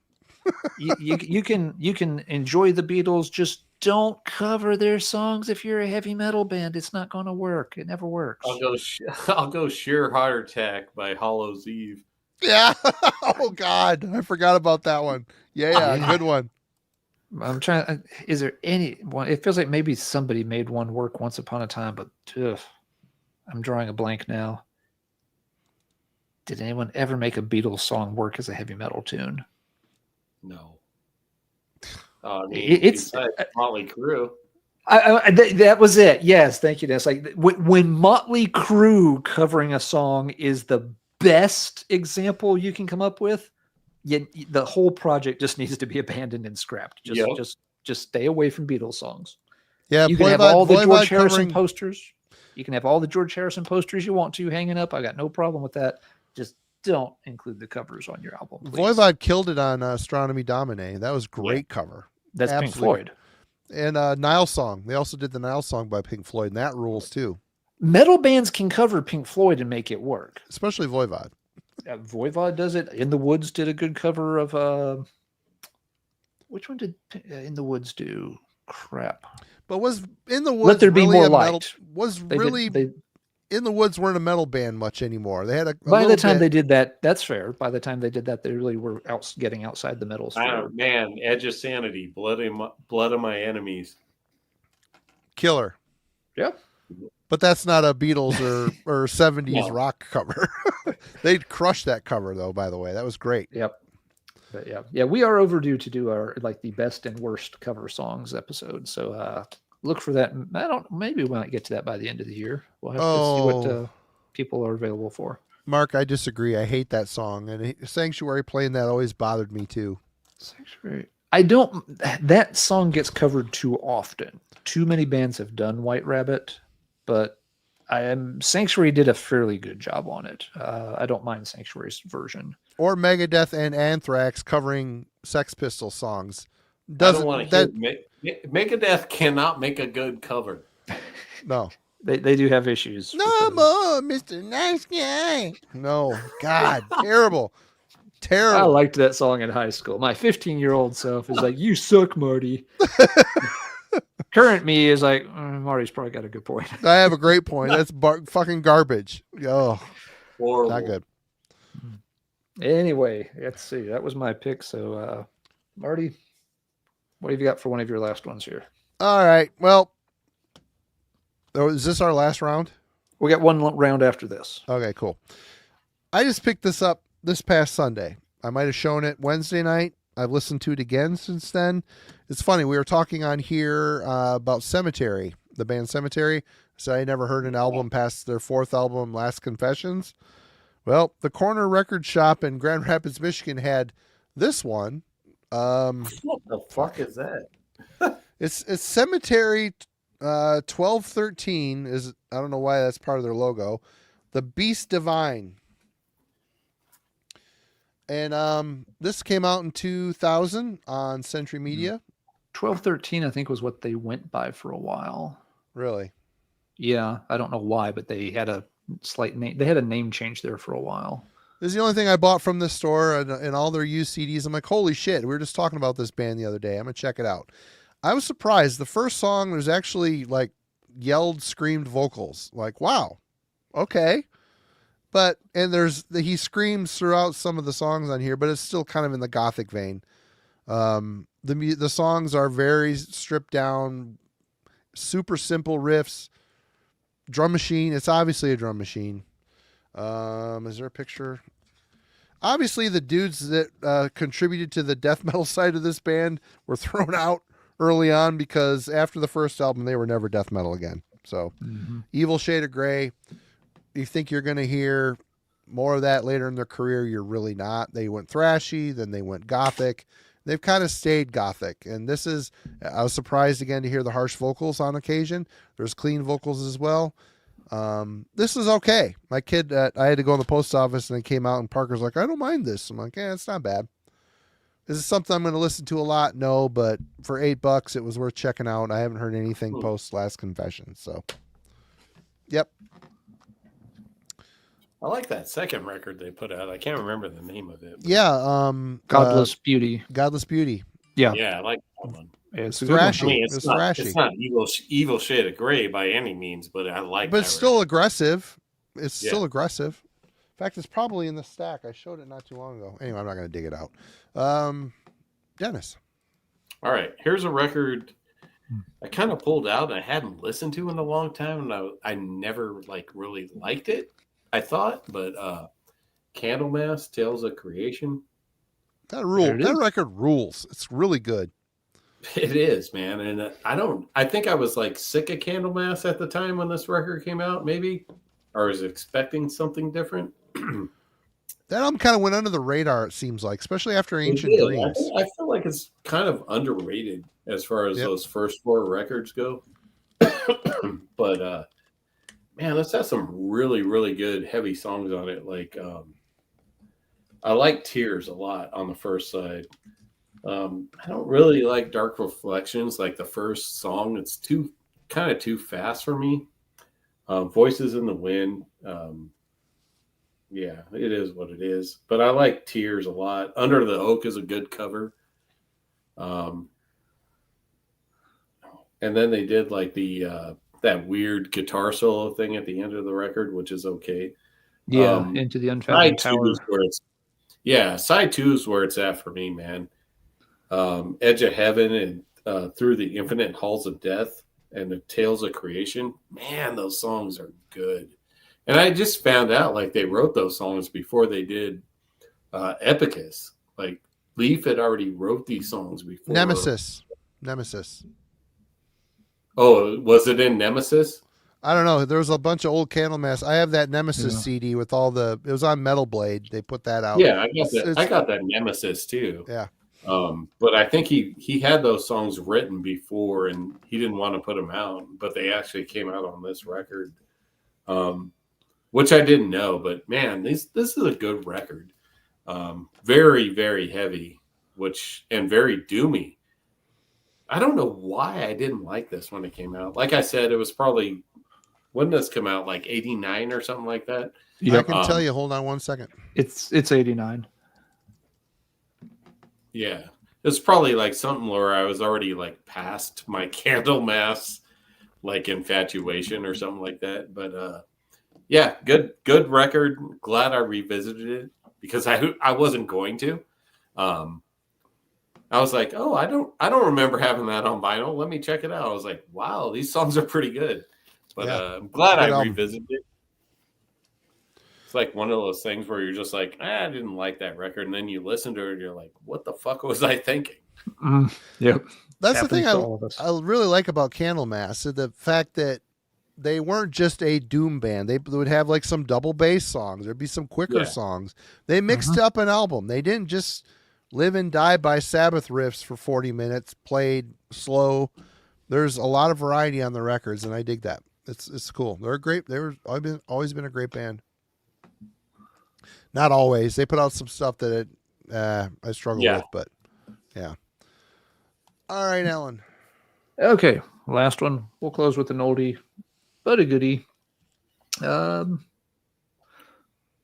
Somebody mentioned this recently. I believe Melanie brought it up. When we did our favorite albums from the 90s, it came up in Melanie's discussion. So I was like, oh yeah, I haven't played that in a while. Let's do that. Demolich with Nepenthe. Everyone knows this. There's not a whole lot to say about it. Yes, I've got a later copy with the other cover. That's just what I've ended up with. I'm fine with that. But yeah, still a fun one. Everyone, of course, always mentions the vocals, which they stand out. They're worth conversing on for sure. But the music throughout is just really good too. And of course, you've got all the insane song titles, just completely WTF kind of wordage going on here. But it all just works together amazingly well. Yet another one of those Finnish, kind of one and done type things. Yeah, there's a little more material here or there, kind of, sort of, maybe not. But yeah, this is one of those albums that people talk up a lot, and was like, is that really going to be as good as everyone makes it out to be? Yeah, it really does live up to the hype. If anybody hasn't ever checked out Demolich's, I always butcher the name, Nespeth. I always want to say something else, but yeah. If you haven't checked out Nespeth for whatever reason, it really is a great Finnish death metal album. It's well known. Not going to dwell on it. Love the Predator vocals. Always have. It's so fucking killer. Yeah, they're just nuts. But that is my last one. So, Marty, we'll let you wrap this up unless Dennis has one or two more honorable mentions he wants to throw in here. All right. Want some more Halloween? Sure, we all do. Keepers of Jericho, a tribute to Halloween Part 2. I had the Part 1. Ben sent that to me, and my kid was asking, is there a Part 2 to this, Dad? I'm like, I don't know. Typed it in. Sure enough. And you know what? If you're a band, you're competent, and the source material is so good, it's hard to fuck it up, right? The cool thing about this is you've got the lead-off track is by Iron Savior doing Phantoms of Death, which Peter from Iron Savior was slated early on to be the lead singer for Halloween. And for some reason, he couldn't do it. So he moved on and started Iron Savior. Kai Hansen was in that band for a while. So hearing an early Halloween song, Phantoms of Death, with Peter singing on it, it's kind of like a window into what could have been. And it's good. It's good. It's a good song. You've got Steel Attack, Power Gods, Celesti, Beyond Infinity, Paragon, Arwen, bunch of bands doing mostly Michael Kiska songs, but there are a couple Dara songs on here as well. So it's a good tribute album. Is it something I'm going to listen to a lot? Probably not, but it's fun. It's fun to hear bands doing their take on it. And lastly, I spun this again, the Eson self-titled. I'm not smart enough for this music. I've just come to the realization I'm just not smart enough. It's good. It's just, if this is where Emperor was going to go, I'm glad they left doing what they were. I didn't care much for the last two Emperor records much. The first few I really love. Eson is just, he's very proggy, which is fine. Yeah. And lastly for me, Front 242, Front by Front. Yeah. I dig this shit. I love electronic music on occasion. I like industrial. This is considered EBM, electronic body music. It's basically a more stripped down, dancier version. It's good stuff. I enjoy Front 242.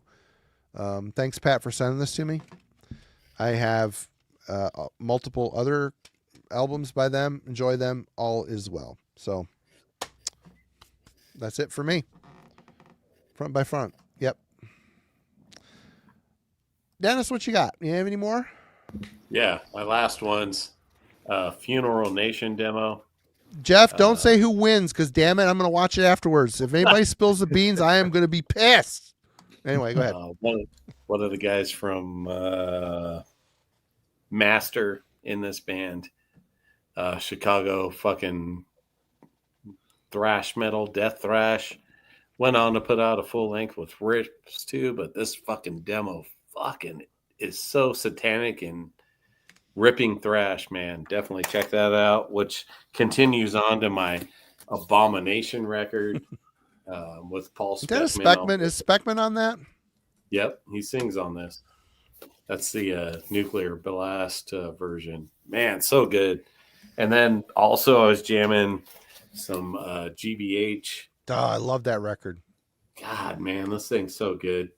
Like, this is just nonstop, full fucking hardcore punk assault on this. No record. remorse. Screw the cops. That's Yeah. the Combat album I was trying to think of earlier, where I had Really? the list of accused. It was a copy of City Baby, Attacked by Rats. Oh, Yep. City Baby, City Baby, Yep. City Baby, attacked by rats. That's I love it's been GBH. bugging me Great all band. night, and you finally said it. Yeah, I had Oh, I'm glad I picked up got a vinyl that. copy And of that. last but not least, the first Biohazard record, man. Oh man, this record's so good. Was that when they were a hardcore band, right? Yeah, this is like their hardcore record. Howard Beach, like so many good songs on this record. Me and my friend used to make fun of this record because Evan tries to rap. He's horrible, honestly, but it's kind of funny. But this record for sure, it's like probably their best record in my opinion. I like Urban Discipline too. That's a great record, but man, this record's so like aggressive and like in your face New York hardcore, but mixed with like metal. It's a fucking sick record, man. Love it. It's what I got. Right on. Hold on, let me finish typing this.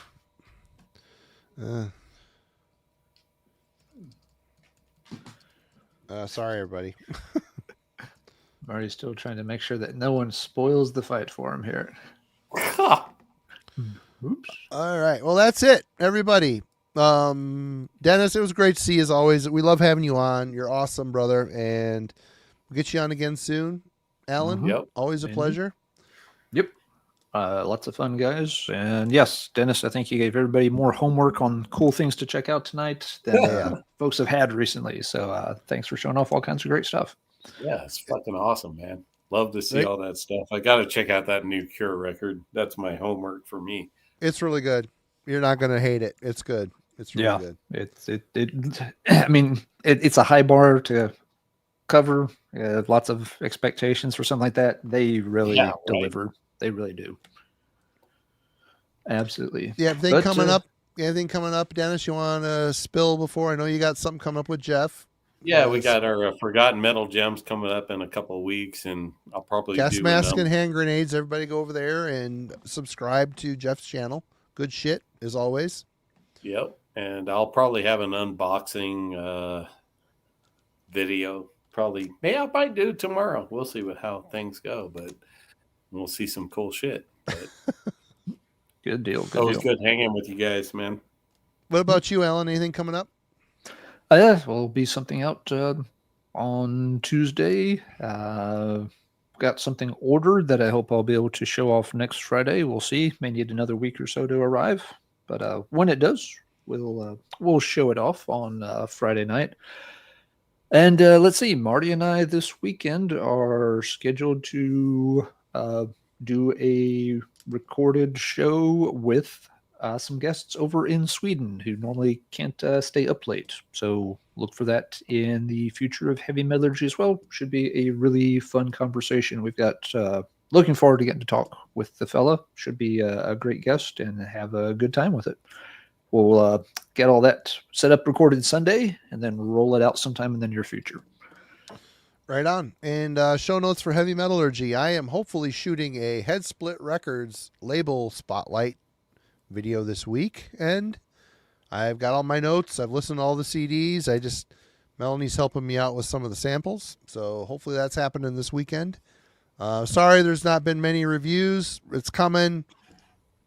Been busy, and I haven't had time to listen to a bunch of new stuff, so that's coming. It's coming. And Wednesday's album club is Gates to Purgatory by Running Wild. If you want to come out, listen to the album and come chat with us. I thought it was under Jolly Roger. Don't confuse the young man. The young man has a hard enough time. The young man has a hard enough time listening to he listened to the wrong album this past week, so we're giving him shit about it, but it all worked out. Dennis is awesome. He is an awesome guest. Absolutely. Well said, Tim. Well said. We love having him on. Absolutely. But yep, everybody, you all rule. Thank you for joining us as always. It's been a fantastic Friday. You all rule. We will see you next week, and cheers. Bye.